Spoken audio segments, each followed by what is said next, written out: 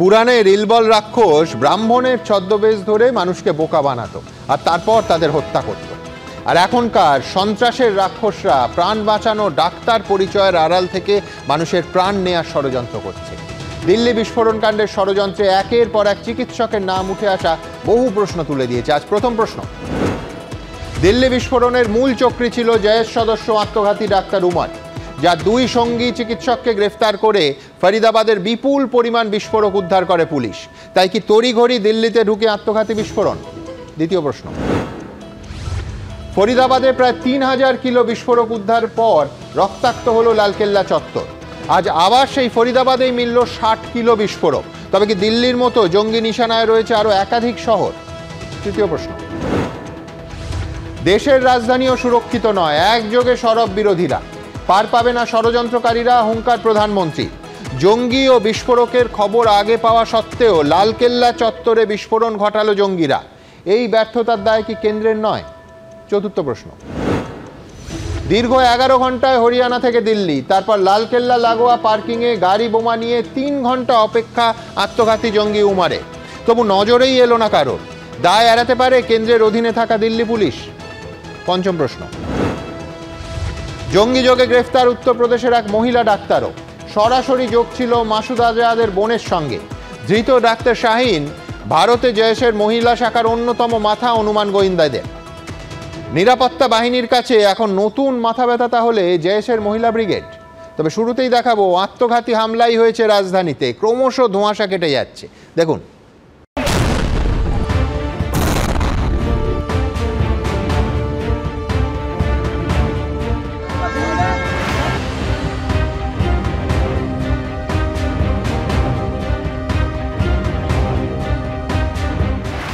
জোরালো বিস্ফোরণ, মুহূর্তে ছিন্ন ভিন্ন অসংখ্য মানুষের শরীর। রক্তাক্ত হলো ভারতের দিল্লি বিস্ফোরণে মৃত্যু মিছিল। অপারেশন সিঁদুরের বদলা নিল জঙ্গিরা। কিভাবে যাবতীয় নিরাপত্তার নজর এড়িয়ে দিল্লিতে ঢুকলো বিস্ফোরক ভর্তি গাড়ি? এইসব প্রশ্নের মধ্যেই সামনে এসেছে এই ছবি। বিস্ফোরণে ব্যবহৃত I-20 গাড়ি, আর চালকের আসনে কাশ্মীরের পুলওয়ামার চিকিৎসক উমর উন-নবী। যে গাড়ি বিস্ফোরণ দেশের রাজধানীকে রক্তাক্ত করে দিল। উঠে এলো দিল্লি বিস্ফোরণের পুলওয়ামা যোগ। সেই পার্কিং থেকে বেরিয়ে এসে যখন রেড লাইটে আসে, ঠিক পেছনে যে রেড লাইট দেখতে পাচ্ছ, এই রেড লাইটে আসে। রেড লাইটের কাছে স্লো মুভমেন্ট ছিল গাড়ির, সেই সময় ব্লাস্ট হয়েছে। পেছনের দিকে ডিকির দিকের কিছু রাখা ছিল বিস্ফোরকগুলো, যেটা তখন ব্লাস্ট হয়। ২০১৯ সালের ১৪ই ফেব্রুয়ারি কাশ্মীরের পুলওয়ামায় সিআরপিএফ এর কনভয়ে গাড়ি বিস্ফোরণ ঘটিয়েছিল জৈশ জঙ্গি আদিল দার। সে পুলওয়ামার বাসিন্দা ছিল। আর সোমবার দিল্লি বিস্ফোরণে ব্যবহৃত গাড়ির স্টিয়ারিং ছিল উমর উন-নবীর হাতে। সেও পুলওয়ামার বাসিন্দা। डॉक्टर उमर नबी के घर पे हमारे साथ उनकी चाची हैं तबस्सुम। तबस्सुम जी, ये बोलेंगे ये उमर ही है ना? ये डॉक्टर उमर है। डॉक्टर उमर है, हाँ। शौक है और क्या है, हमें यकीन ही नहीं हो रहा है कि जब हमें कल छापा पड़ा है यहाँ पे, ऐसे लड़की को भी इल्जाम पे इल्जाम लगाए रहेगी। क्या हो रहा है हमें कुछ पता ही नहीं, खुदाई की कसम। পুলওয়ামা বিস্ফোরণে আত্মঘাতী জঙ্গির নাম ছিল আদিল আহমেদ। আর দিল্লি বিস্ফোরণে জড়িত থাকার অভিযোগে আদিল আহমেদ রাথেন নামে এক চিকিৎসককে গ্রেফতার করা হয়েছে। দিল্লি বিস্ফোরণের ঘটনা এখনো পর্যন্ত হওয়া তদন্তে মূল চক্রে হিসেবে উঠে আসছে চিকিৎসক উমর উন-নবীর নাম। আত্মঘাতী বিস্ফোরণে তার মৃত্যু হয়েছে বলে অনুমান করছেন তদন্তকারীরা। এ বিষয়ে নিশ্চিত হতে ডিএনএ টেস্ট করা হচ্ছে। এলএনজেপি হাসপাতালে 3টি মৃতদেহ এরম রয়েছে যেটাকে এখন অব্দি কেউ ক্লেম করেনি। তার মধ্যে রয়েছে ডক্টর উমরের মৃতদেহ। অন্যদিকে কাশ্মীরে তার বাবা গুলাম নবীকে আটক করেছে কাশ্মীর পুলিশ। তাকে জিজ্ঞাসাবাদ করা হচ্ছে। সূত্রের খবর, তার বাবা থেকেই ডিএনএ স্যাম্পল নেওয়া হচ্ছে এখানে ডক্টর উমরের মৃতদেহের সঙ্গে ম্যাচিং করানোর জন্য।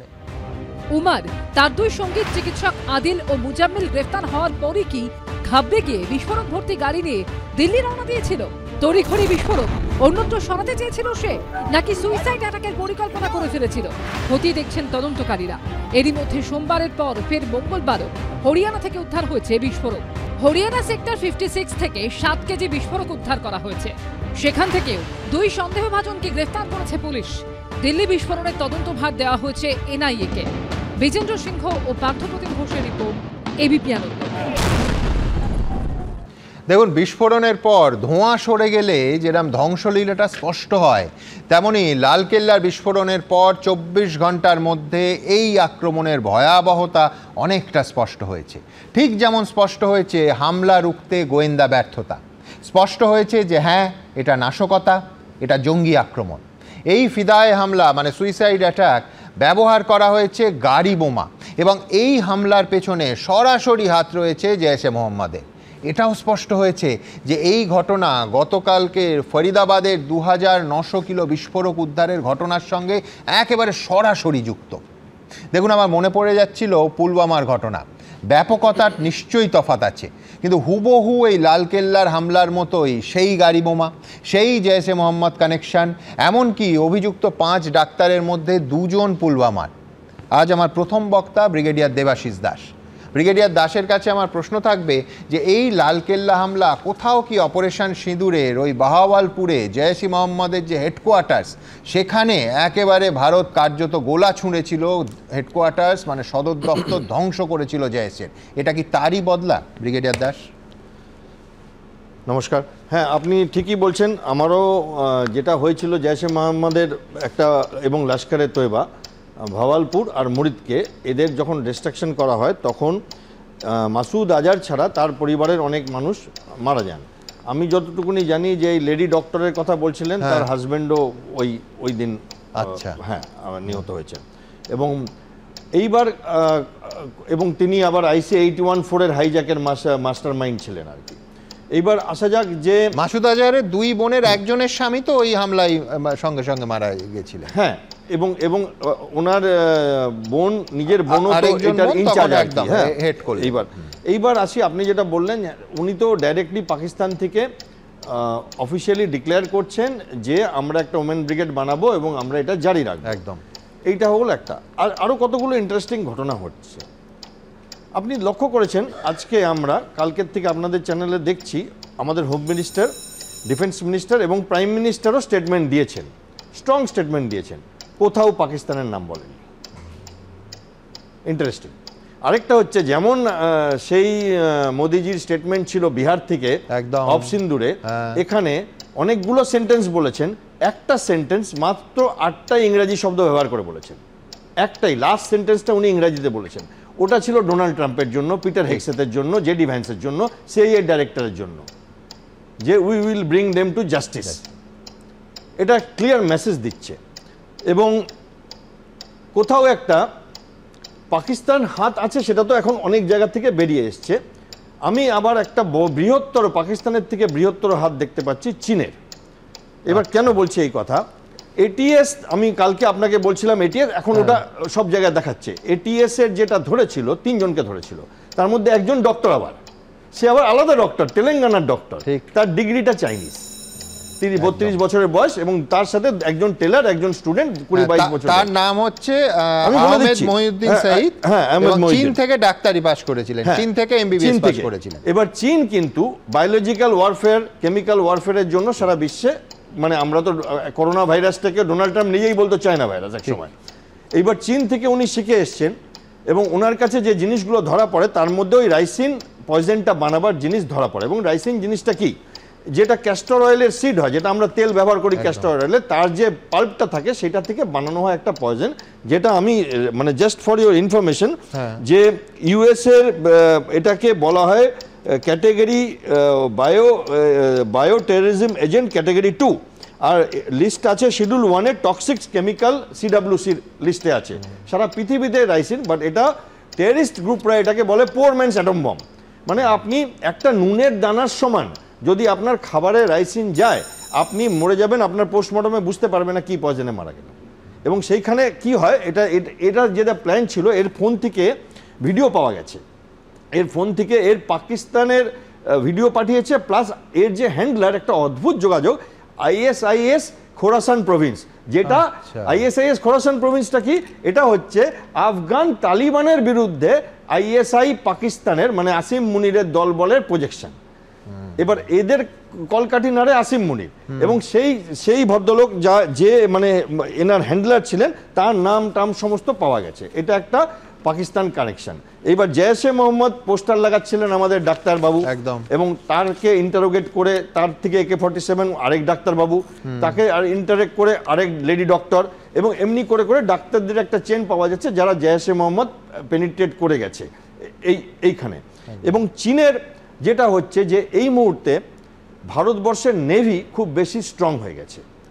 আপনি যদি দেখেন গত 5-7 বছরে ভারতবর্ষের নেভি পরপর জাহাজ লঞ্চ করছে, এবং সেইটাতে চীনের একটা অসুবিধা আছে, কারণ আমরা কোয়াডের মেম্বার, এবং সেখানে আপনি একটা খুব ইন্টারেস্টিং জিনিস বলি, জাস্ট 10-12 দিন 15 দিন আগে আমেরিকার একটা এয়ারক্রাফট ক্যারিয়ারে দুটো, একটা ফাইটার এয়ারক্রাফট আর একটা হেলিকপ্টার এমনি পড়ে যায়, মানে ল্যান্ড করতে গিয়ে সমস্ত কন্ট্রোল হারিয়ে পড়ে যায়। দুষ্টু লোকেরা বলছে চায়না নাকি ওদের রাডার জ্যাম করে দিয়েছিল, এবং সাউথ চায়না সিতে একটা এয়ারক্রাফট ক্যারিয়ার থেকে হয় এটা। এবার এই ব্যাপারটাতে এই টেকনোলজি, এই যে আসিম মুনিরের আমরা একটা কনফিডেন্স দেখছি, ওনারা তো জানেন যে ভারত আঘাত করবে। আজকে বাই দি ওয়ে পাকিস্তানের সোশ্যাল মিডিয়াতে সবাই একটা অদ্ভুত ভাবে মানে বলছে যে এটা ইন্ডিয়ার ফলস ফ্ল্যাগ অপারেশন আমাদের মারবার জন্য, পুরো পাকিস্তান সোশ্যাল মিডিয়া, এবং পাকিস্তান নোটাম জারি করে দিল। এবং ওরা কোথাও একটা আসিম মুনিরের একটা কনফিডেন্স এসছে, যেহেতু সে একটি হার্ডকোর উগ্র চরমপন্থী ইসলামের ফলো করে আর্মি অফিসার হয়েও, ফলে তার একটা কনফিডেন্স এসছে যে ভারতের সাথে আমরা একটা কিছু করব, কারণ এই অপমানটা, অফ সিঁদুরের অপমানটা সেও নিতে পারছে না, এবং সেইটা করবার জন্য কার হেল্প নেব, কারণ চায়নার একটা হেল্পের ব্যাপার আছে, কারণ চায়না চাইছে ভারতের নেভি একটু যেন এত স্ট্রং না হয়ে যায়, কারণ তাদের আনকমফোর্টেবল ফিল হচ্ছে, এবং সেইখানে একটা চাইনিজ কানেকশন আছে। এবার এই যে ডাক্তার, তেলেঙ্গানার ডাক্তার যিনি রাইসিন, তার কাছে অস্ত্র আর মালপত্র কোত্থেকে এসছে জানেন? রাজস্থানে ড্রোন করে এসছে, পাকিস্তান থেকে রাজস্থানে হনুমানগড় না এরকম একটা জায়গা, সেখান থেকে এই দুটো ছেলে, যিনি টেলার আর দুটো ছেলে, তার নাম আমার কাছে আছে, বাট ওই দুটো ছেলে ওনাকে দিয়েছে। এই তিনটে একটা কেস এইটা। এবার ইন্টেলিজেন্স ফেলিয়ার নিয়ে আমরা তো বলছি, অফকোর্স আমিও মানি ইন্টেলিজেন্স ফেলিয়ার ছাড়া কিছুই হয় না। আমাদের দেশের দুজন প্রাইম মিনিস্টার মারা গেছে, ইন্টেলিজেন্স ফেলিয়ার। আমেরিকার প্রাইম মিনিস্টার মারা গেছিল বহু বছর আগে, ইন্টেলিজেন্স ফেলিয়ার। কিন্তু ইন্টেলিজেন্স সাকসেস বলেও কিছু হয়। এই যে আমি আজকে শান্তিভাবে আপনার এখানে এসে কথা বলছি, এটা ইন্টেলিজেন্স সাকসেস। আজকে রাতে কলকাতায় অ্যাটাক হয়নি, এর জন্য বহু লোক কাজ করে যাচ্ছে, এবং সেটা আমরা কখনো বলি না। এবার কি হয়, এই যে লোকগুলোকে ধরা পড়েছিল, এরা যদি না ধরা পড়তো, আপনি ভাবুন আমাদের যেখানে বড় বড় লঙ্গার চলে, ধরুন গোল্ডেন টেম্পল, ধরুন জগন্নাথ মন্দির, ওখানে যদি একটুখানি রাইসিন দিয়ে দেওয়া যেত, 10,000 লোক মারা যেত। আপনার ক্যাজুয়ালিটি রেটস দেখুন, আপনি আজ থেকে 10 বছর আগের ফিগারগুলো আমার কাছে ডেটা আছে, দেখুন। তো সেইভাবে আমার মনে হয় যে আমরা একটা এই বম ব্লাস্টটা তো আমার মনে হয় তাৎক্ষণিক একটা ডিসিশন নিয়ে ওরা ফাটিয়ে দিয়েছে বা পালাতে যাচ্ছিল, যে সব ধরা পড়ে গেছে, কিছু একটা করো। বাট যদি না ধরা পড়তো তাহলে আমাদের কি হতো, কত মানুষের জীবন। নিঃসন্দেহে এখানে আশঙ্কার ব্যাপার আছে। ব্রিগেডিয়ার দাসের সঙ্গে একটা জায়গায় আমি সম্পূর্ণ সহমত, একটা জায়গায় তার কথা শুনে আতঙ্কিত, আরেকটা জায়গায় আমার দ্বিমত রয়েছে।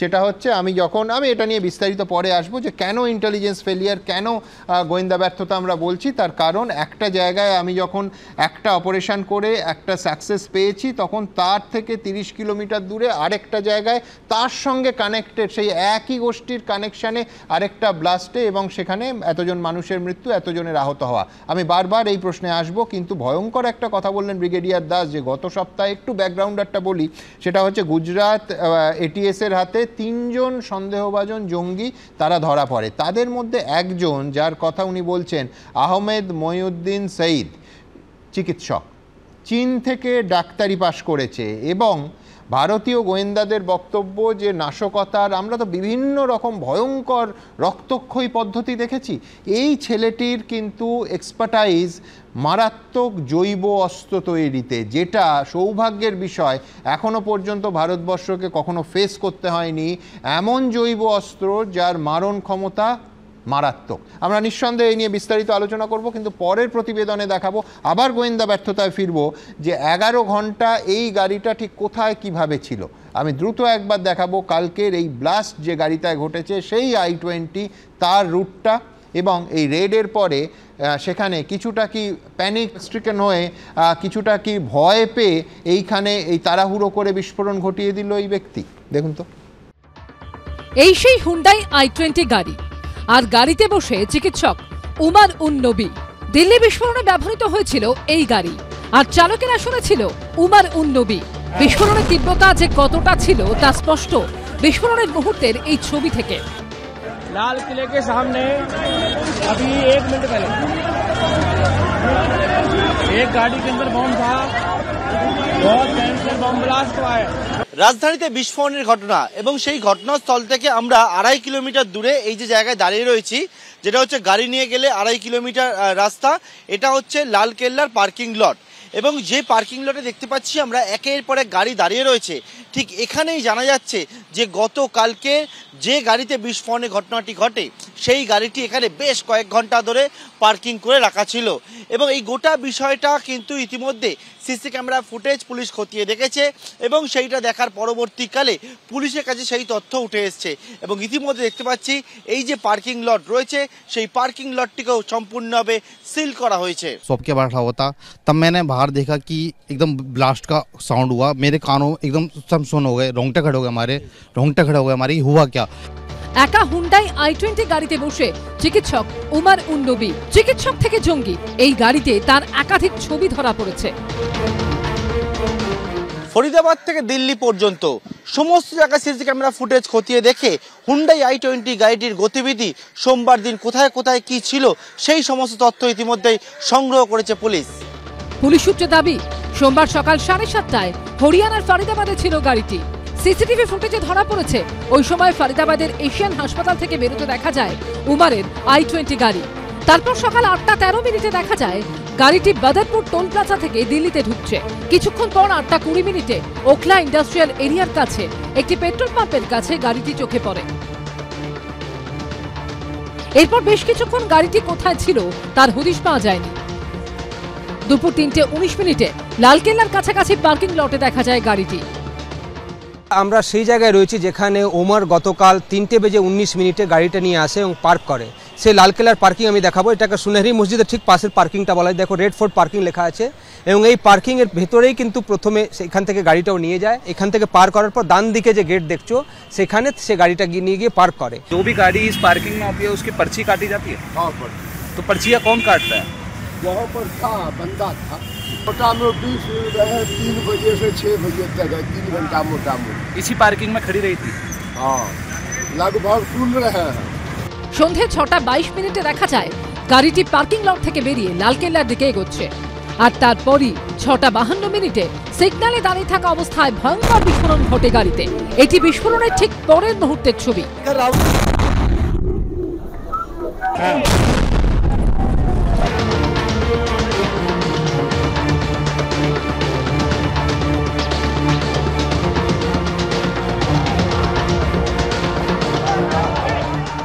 আতঙ্কে সবাই ছোটাছুটি শুরু করে দিয়েছেন।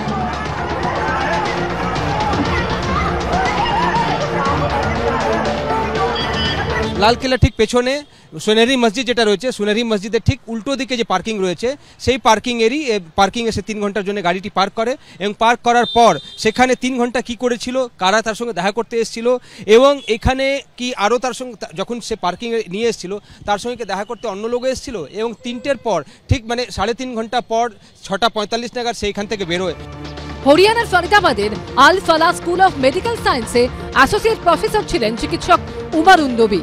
গাড়িটিও বিস্ফোরণের দিন ফরিদাবাদ থেকেই দিল্লিতে ঢোকে। কিন্তু কিভাবে যাবতীয় নজরদারি এড়িয়ে বিস্ফোরক ভর্তি গাড়ি দিল্লির মতো হাই সিকিউরিটি জোনে ঢুকলো, এই মৃত্যু মিছিলের দায় কে নেবে? পার্থপ্রতিম ঘোষ ও বিজেন্দ্র সিংহ রিপোর্ট, এবিপি আনন্দ। দেখুন, এতদিন আমরা কি দেখতাম? ধরুন খাগড়াগড় মডেল, খারিজি মাদ্রাসা খুলে সমাজের নিরন্ন প্রান্তিক মানুষদের ব্রেন ওয়াশ করা হচ্ছিল। গরিব মানুষের মাথায় ওই জিহাদের ভুল তত্ত্বের বিষ ঢুকিয়ে তাদের জঙ্গি বানানোর বিশ্বব্যাপী একটা মডেল।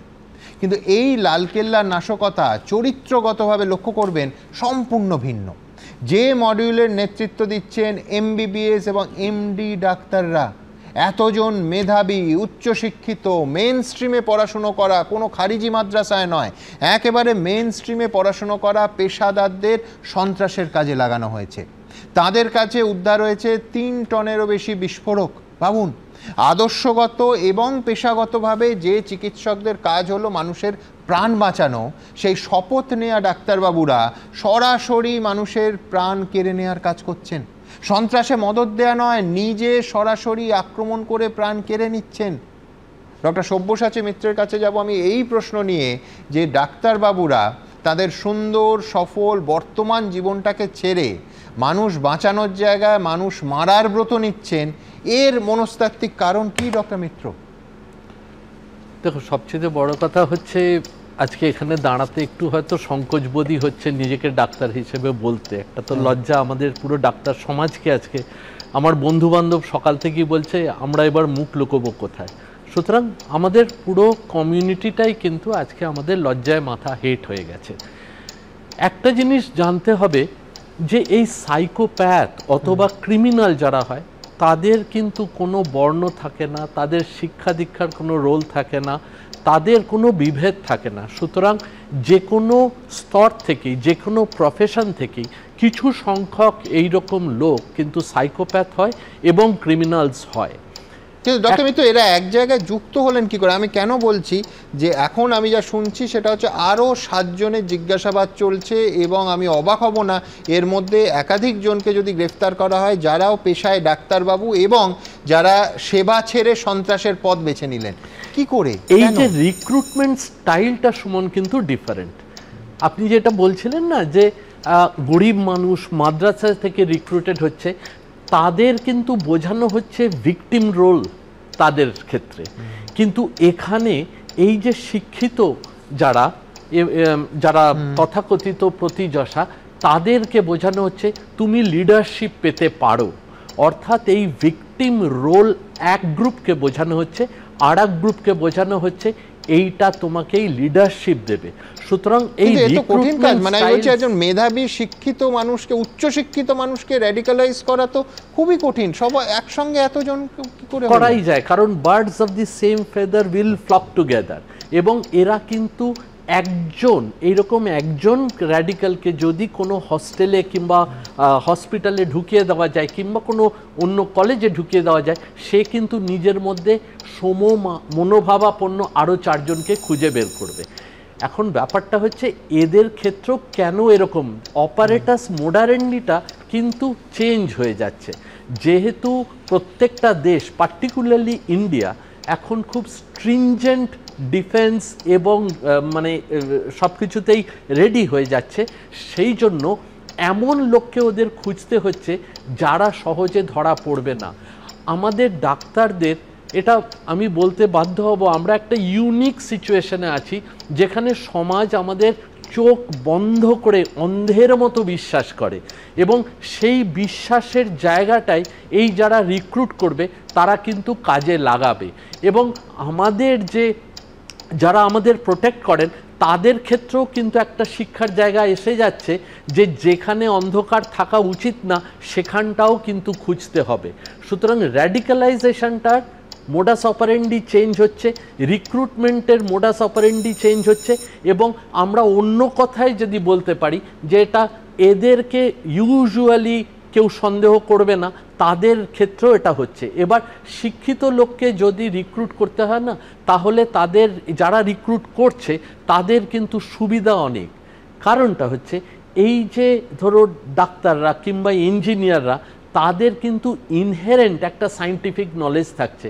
এই যে ব্রিগেডিয়ার দাস যে রাইসিনের কথা বলছিলেন, এদেরকে বোঝানো কিংবা একটা বোম এদেরকে দিয়ে তৈরি করানো কিংবা এক্সপ্লোড করানো যতটা সোজা হবে, একটা সাধারণ লোককে দিয়ে করানো অনেক বেশি ডিফিকাল্ট হয়ে যাবে।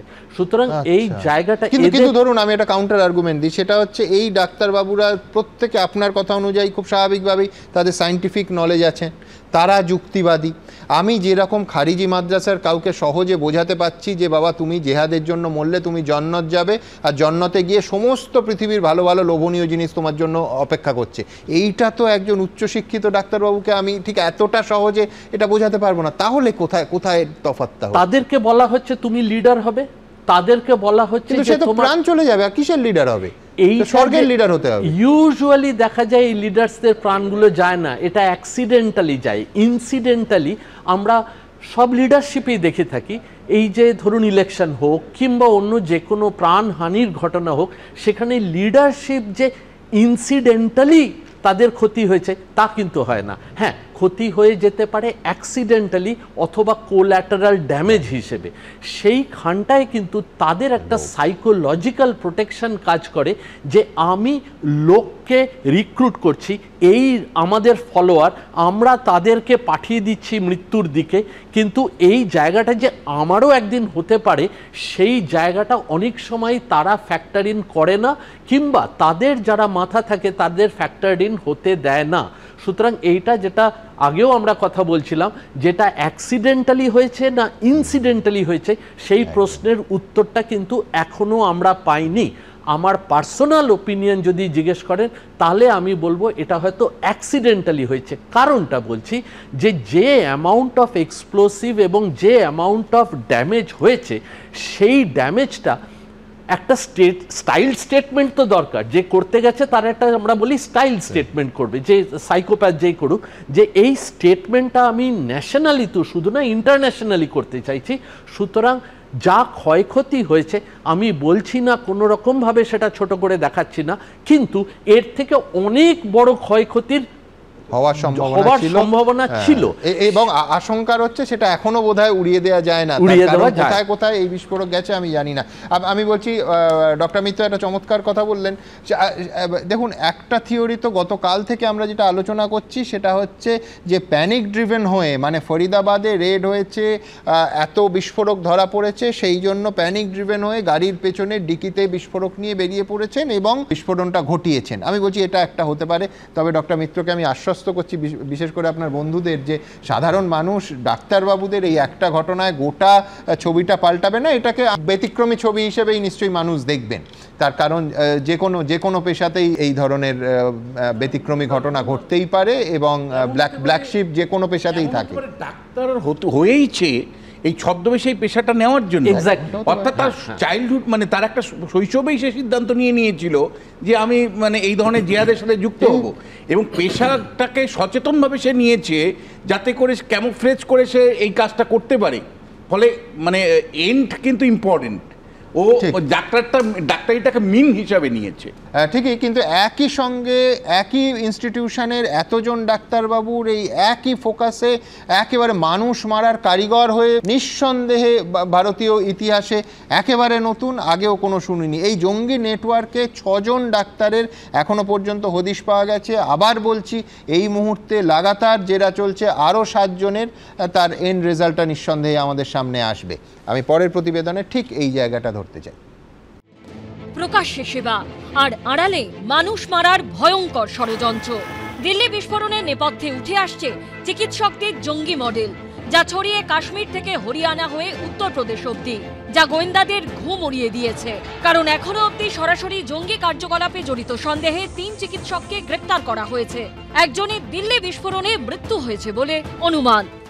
हम लोग देख रहे थे कि गुजरात में एक बड़ा टेरर मॉड्यूल पकड़ा गया था, उसमें एक डॉक्टर का ही नाम आया था, हैदराबाद का रहने वाला था, और वो उससे केमिकल जो एजेंट्स बनाने की कोशिश कर रहे थे वो लोग। उनके साथी जो थे वो उत्तर प्रदेश के थे। और अब एक ये दूसरा जो मॉड्यूल पकड़ा गया था जिसके तार सहारनपुर से और पुलवामा से और साथ ही जो फरीदाबाद से जो जुड़े हुए पाए गए थे। 4 চিকিৎসকের মধ্যে 3 জন কাশ্মীরের বাসিন্দা, অপর একজন উত্তরপ্রদেশের লখনউয়ের বাসিন্দা। এদের ছোটবেলা থেকে র্যাডিক্যালাইজ করা হয়েছে, এবং র্যাডিক্যালাইজ মানে ইসলাম ছাড়া আর কোনো ধর্ম নয়, এবং সেই পরিপ্রেক্ষিতে এরা কিন্তু এভরিবডি যারা এই অপারেশনের সঙ্গে যুক্ত, এভরিবডি ইজ র্যাডিক্যালাইজড। সে ডাক্তার হোক আর সে কিংবা কোনো কুলি হোক না কেন, সেই জায়গাটাই হচ্ছে আরও বেশি ডেঞ্জারাস ফর আস। যে কারা কারা রয়েছে এক্স্যাক্টলি আমরা জানতে পারছি না এখনো পর্যন্ত। জৈশ-ই মোহাম্মদের এই হোয়াইট কলার টেরর মডেলের খোঁজ সামনে আসে অক্টোবর মাসের শেষের দিকে। তখন সামনে আসে চিকিৎসক আদিল আহমেদ রাথরের নাম। 2024 পর্যন্ত অনন্তনাগের সরকারি মেডিকেল কলেজে সিনিয়র রেসিডেন্ট পদে কর্মরত ছিলেন। 6ই নভেম্বর তাকে গ্রেপ্তার করে কাশ্মীর পুলিশ। আদিলকে জেরা করে সামনে আসে আরেক চিকিৎসক মুজাম্মিল শাকিলের নাম। তার বাড়ি কাশ্মীরের পুলওয়ামায়। ফরিদাবাদের আল ফালাহ মেডিকেল কলেজে শিক্ষকতা করত মুজাম্মিল। ফরিদাবাদে একটি ঘর ভাড়া করে থাকত সে। দিল্লি পুলিশ সূত্রে খবর, এই মুজাম্মিলেরই অত্যন্ত ঘনিষ্ঠ ছিল দিল্লি বিস্ফোরণের মূল চক্রী বলে সন্দেহ আরেক চিকিৎসক উমর উন নবী। মুজাম্মিলকে জেরা করে উঠে আসে নবীর নাম, সেও পুলওয়ামারই বাসিন্দা। শ্রীনগরের গভর্নমেন্ট মেডিকেল কলেজ বা জিএমসি থেকে এমবিবিএস পাশ করে উমর। পরে সেখান থেকে এমডি করে।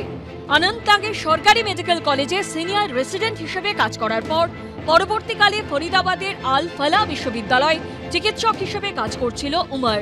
সোমবার দিল্লি বিস্ফোরণের আগে তাকে ঘাতক i20 গাড়ির চালকের আসনে বসে থাকতে দেখা গেছে। ডাক্তারদের প্রতি সমাজের সব স্টেটের লোকের একটা সমীহা আছে, শ্রদ্ধা আছে। তাদের সম্বন্ধে খারাপ কিছু ভাবা, তাদেরকে টেররিস্ট ভাবা খুব সহজ নয়। কাজে তাদেরকে যদি মোটিভেট করে, তাদেরকে যদি ব্রেন ওয়াশ করে এর মধ্যে আনা যায় এবং তাদেরকে যদি ইউজ করা যায়, তাহলে the task becomes that much simpler for them. সেটাই নিশ্চয়ই চেষ্টা করা হয়েছিল। 5 জন যারা ফ্রন্ট লাইনার তারা সবাই ডাক্তার। সো ইয়েস, সেটাকে যেভাবেই নেম করা যাক, but it is certainly a white collar terrorism. কাশ্মীরের 3 চিকিৎসক ছাড়াও আদিল আহমেদ রাথেরকে জেরা করে উত্তরপ্রদেশের লখনউয়ের বাসিন্দা আরেক চিকিৎসক শাহিনা শাহিদকেও গ্রেপ্তার করেছে পুলিশ। পুলিশ সূত্রে দাবি, তার নামে রেজিস্ট্রেশন আছে এমন একটি গাড়ি থেকে অ্যাসল্ট রাইফেল উদ্ধার হয়েছে। এখানেই শেষ নয়, গত সপ্তাহে গুজরাট এটিএস এর হাতে 3 সন্দেহভাজন আইসিস সদস্য ধরা পড়ে। তাদের মধ্যেও একজন চিকিৎসক রয়েছে। সূত্রের দাবি, জেরায় ধৃতরা দিল্লি, লখনউ ও আহমেদাবাদে হামলার পরিকল্পনার কথা জানিয়েছিল। পার্থপ্রতিম ঘোষ, ব্রতদেব ভট্টাচার্য ও প্রকাশ সিনহার রিপোর্ট, এবিপি আনন্দ। দেখুন, একটু আগেই আমরা আলোচনা করছিলাম যে অপারেশন সিঁদুরে জেএসের প্রধান মাসুদ আজাহারের 2 বোনের একজনের স্বামী মারা যান। শোনা গেছিল যে এই 2 বোনের নেতৃত্বে জেইশে মোহাম্মদ পোস্ট অপারেশন সিঁদুর সন্ত্রাসবাদীদের মহিলা উইং খোলে এবং এই লালকেল্লা ব্লাস্টে দেখা গেল যে মহিলা ডাক্তার গ্রেফতার হয়েছেন সেই শাহিন শাহিদের গাড়ি এবং বাড়ি থেকে প্রচুর বিস্ফোরক, পিস্তল, AK-47 পাওয়া যাচ্ছে। আজ জানা যাচ্ছে যে এই ডাক্তার শাহিন শাহিদ হচ্ছেন ভারতে জেইশের মহিলা জঙ্গি রিক্রুটমেন্টের মাথা। তো এখন এখানে প্রশ্ন তো উঠবে যে তাহলে অপারেশন সিঁদুরের পর ভারতে সন্ত্রাসবাদের সিদ্ধারা তো ভাঙেইনি, উপরন্তু জেইশে মোহাম্মদের মতো জঙ্গি গোষ্ঠীর তাদের সক্রিয়তা ক্রমশ এই দেশে আরও বাড়িয়েছে। আমার পরের বক্তা ব্রিগেডিয়ার প্রণব ঘোষের কাছে এই প্রশ্নেই আসবো। ছোটবেলার থেকে আর্মিতে শিখিয়েছে যে never underestimate your enemy. Post Sindoor যখন আমরা ওদের টেররিস্ট বেসগুলোকে, ট্রেনিং বেসগুলোকে অলমোস্ট অবলিটারেট করলাম এবং that's a proven fact, the whole world knows about it, তখন 4 দিন পরে যে ওরা সব কিছু ছেড়ে দিয়ে সাধু হয়ে যাবে, এটা তো আমরা কোনোদিন ভাবিনি। So they first thing they do is a regroup, reorganize and relaunch yourself. Strategy change হয় যে ক্রস বর্ডার টেররিজমে এরকম ধরনের প্রবলেম হচ্ছে, ওকে স্লিপার সেল অ্যাক্টিভেট করে উইদিন দ্য কান্ট্রি একটা তৈরি করে এদের টেররিজম করো। কিন্তু যেটা 2টো ডিপার্চার এই হয়েছে, যেটা noticeably, the strategy of Jaish e Mohammed, এরা 2টো জিনিস খুব ডেলিবারেটলি করেছে। একটা হচ্ছে যে বর্ডারে কনসেন্ট্রেটেড বড় ট্রেনিং গ্রাউন্ড ওরা আর করছে না। ওরা they have taken a strategy of dispersal of the training area. তার জন্য খবরে বলে যে 313টা 313 to be very precise training training areas have been created by them. ওরা তৈরি করেছে, ডিসেন্ট্রালাইজ করেছে all over Pakistan. This is not যে ভাওয়ালপুরে আছে কি মুরিদকাতে আছে কি এরকম ধরনের নয়, এটা হচ্ছে জেইশে মোহাম্মদের। ওরা 313টা এরকম ট্রেনিং গ্রাউন্ড তৈরি করছে এবং তার উপরে আবার $4 মিলিয়ন ইনভেস্ট করেছে। এটা দিস ইজ নিউজ। নাও এই টাকাটা ছাড়াও there is a tacit support that goes without saying, যে ওদের বিগ ব্রাদার, ওদের সমস্ত কিছু যা গভর্নমেন্ট অফ টেররিজম, তারা নিশ্চয়ই সাহায্য করছে। এছাড়াও ওরা ফ্লাড রিলিফ ফান্ড ইত্যাদি সূত্রে নানা রকম টাকা তোলার চেষ্টা করছে। This is one thing, that's a dispersal of their training grounds. And number 2 যেটা করছে ওরা, সেটা হচ্ছে যে মহিলাদেরকে মহিলাদেরকে ইন্ট্রোডিউস করছে ইন ট্রেনিং। এখনও মহিলাদের কোনো প্রেজেন্স অপারেশনে খুব একটা পাওয়া যায়নি, যে ক্রস বর্ডার অপারেশন কারেক্ট ইয়েতে, কিন্তু ট্রেনিং মডেলে এদেরকে ইউজ করা এবং তার লিডারশিপ দিচ্ছে যে মাসুদের, যে জাসিম আহমদের হেড, যে তার 2 বোন। কাজেই এইটাতেই এই যে মহিলা আমাদের দেশ থেকে ইয়ে হয়েছেন, যিনি sympathiser oblique leader oblique what ever it is, যে শাহিন ইয়ে, ওনার ইনক্লুশন এবং ওনার ইন্টেলিজেন্স, একজন ডাক্তার নিজে উনি, কাজেই সেটাকে ইউজ করা হচ্ছে। And she is been very very explicitly bin use. প্রথমে ভাবা হয়েছিল একটাই AK-47 পাওয়া গেছে, তারপরে আরও অনেক কিছু ওনার ওখানে আনার্থ হয়েছে, এবং পরবর্তীকালে I am quite sure this is going to be a huge cache এবং huge breakthrough that what has come. This is the Jaish e মোহাম্মদের মধ্যে। এখনও তো আমরা লস্করে তাইবা দেখিনি। লস্করে তাইবা সরিয়ে নিয়ে গেছে এদের পুরো ট্রেনিং গ্রাউন্ডগুলোকে টুয়ার্ডস দ্য খাইবার পাখতুনিয়া, যা নিয়ে আপনারা দেখছেন বালুচিস্তানের সঙ্গে ওদের রোজ ঝগড়া হচ্ছে। One of the reasons of Balochistan fighting against Pakistan, one of the reasons is this, যে ওদের ট্রেনিং গ্রাউন্ডটা ওরা ওদের এরিয়াতে নিয়ে গেছে। তাহলে ওরা বলছে যে তোমরা আমাদের উপরে ও গণ্ডগোল করবে, সেই জন্যেই ওইখানে ওদের নিয়ে এত প্রবলেম হচ্ছে। তবে স্টেট সাপোর্ট তো সম্পূর্ণভাবে পাকিস্তানের কাছে পাচ্ছে, তার কারণ এই জঙ্গিদের, জৈশে মোহাম্মদের নিহত জঙ্গিদের শেষকৃত্যে আমরা সমস্ত সেনা প্রধানদের দেখেছি সে দেশে, যাবতীয় স্টেট সাপোর্ট সাপোর্ট স্টেট করছে, এটা ঠিক স্টেট সাপোর্ট না, নো ডাউট অ্যাবাউট ইট, একদম। So state sponsored, state sponsored is one of the wings of the main wing actually। এটাকে তো আমরা আমাদের ভাষায় বলি লিক। কিন্তু একটা জিনিস ভাবুন, এই যারা আমাদের রাষ্ট্রের একজন ডাক্তার তৈরি করতে ভারতের রাষ্ট্রের কত টাকা ভর্তুকি দিতে হয়, আমাদের রাষ্ট্রের অর্থে কার্যত যারা ডাক্তার হলো, যারা ডাক্তারি শপথ নিল, হিপোক্রেটিক ওথ নিলেন, সেইখান থেকে তারা এই রাষ্ট্রের মানুষ মারার মানসিকতাটাও তো ভয়ঙ্কর। সুমনবাবু, এটা তো পাকিস্তান থেকে এসে সীমান্ত পার হয়ে এসে পেহেলগাঁওয়ের মতো মেরে দিচ্ছে না। আপনি ভীষণ এথিক্যাল, আপনার মনটা ভীষণ ডিসেন্ট, আপনি ভাবেন বড় ডিসেন্ট কথাবার্তা, ভাবেন এটা কেন হচ্ছে। আমি বলি যে এটা কেন হচ্ছে না, well they are fighting a war. তার জন্য যদি কাউকে টাকা পয়সা দিয়ে, লোভ দিয়ে, পজিশন দিয়ে কিছু করে, যদি আমরা নিজেরা আমাদের পার্সোনাল লাইফে দেখি না যে আদার ফিল্ডসে, এই তো আপনি খালি টেরোরিজমের কথা বলছে, কত অনুপযুক্ত লোক নিজেদের গ্লোরির জন্যে নানা রকম জিনিস করে বেড়ায়। কাজে এই ডাক্তাররা যেটা করছে, ডাক্তাররাও মানুষ এবং equally bad terrorist oblique good terrorist as you and me are, if they are. কিন্তু কথা হচ্ছে যে এইগুলো করার জন্যে যখন মানুষ যুদ্ধে নামে, তখন nothing is unfair in love and war. So this is war, sir. Thank you brigadier Ghosh. আমি বলছি যে সব থেকে বিপজ্জনক বোধহয় এই অংশটা, যাদের মিলিটারি পরিভাষায় বলে যে হোমগ্রোন মিলিট্যান্ট। এই হোমগ্রোন মিলিট্যান্টরা মানে যারা এখান থেকে এখানকার মাটিতে হয়তো জন্মগ্রহণ করে কিংবা সমস্ত কেরিয়ারটা তৈরি করেছেন, তারপর এই দেশের সাধারণ মানুষকে মারার প্রকরণ হিসেবে কাজ করছেন, অথবা নিজের থেকে ভেতর থেকে তাদের খুন করছেন। আবার বলছি, হোমগ্রোন মিলিট্যান্ট বোধহয় এই পার্টটা সব থেকে, বাইরের বৈদেশিক শত্রু রোখা অনেক সহজ, এই নিজের দেশের ভেতরে এই সন্ত্রাসবাদকে আটকানোর ক্ষেত্রে। কিন্তু ঠিক এইখানে আমি দেখাবো যে মহিলা ডাক্তারের সঙ্গে মাসুদ আজাহাদের, সরাসরি মাসুদ আজাহাদের বোনের কানেকশন পাওয়া গেল, তার পরিচয় এবং কিভাবে সেটা সামনে এলো। দেখুন, সামনে সাদা অ্যাপ্রন পরা, গলায় স্টেথোস্কোপ ঝোলানো ডাক্তার, কিন্তু আসলে ভারতকে রক্তাক্ত করার জন্য চক্রান্তকারী এক জঙ্গিদের নতুন কায়দা। যে ডাক্তার প্রাণ বাঁচান, তাদের দিয়ে প্রাণঘাতী হামলার ষড়যন্ত্র, যার মধ্যে সামিল মহিলারাও। জঙ্গিদের ভাষায় জেনানা জেহাদি। এখন কি ভারতেও অ্যাক্টিভ এই নেটওয়ার্ক? সোমবার দিল্লিতে বিস্ফোরণের মাত্র কয়েক ঘন্টা আগে রাজধানী ঘেঁষা ফরিদাবাদ থেকে যে 3000 কেজির কাছাকাছি বিস্ফোরক উদ্ধার হয়, তার তদন্তে গ্রেফতার করা হয় লখনৌয়ের এই মহিলা চিকিৎসককে। নাম শাহিন শাহিদ। পুলিশ সূত্রে দাবি, ধৃত এই ডাক্তারের গাড়ি থেকে উদ্ধার হয় অ্যাসল্ট রাইফেল।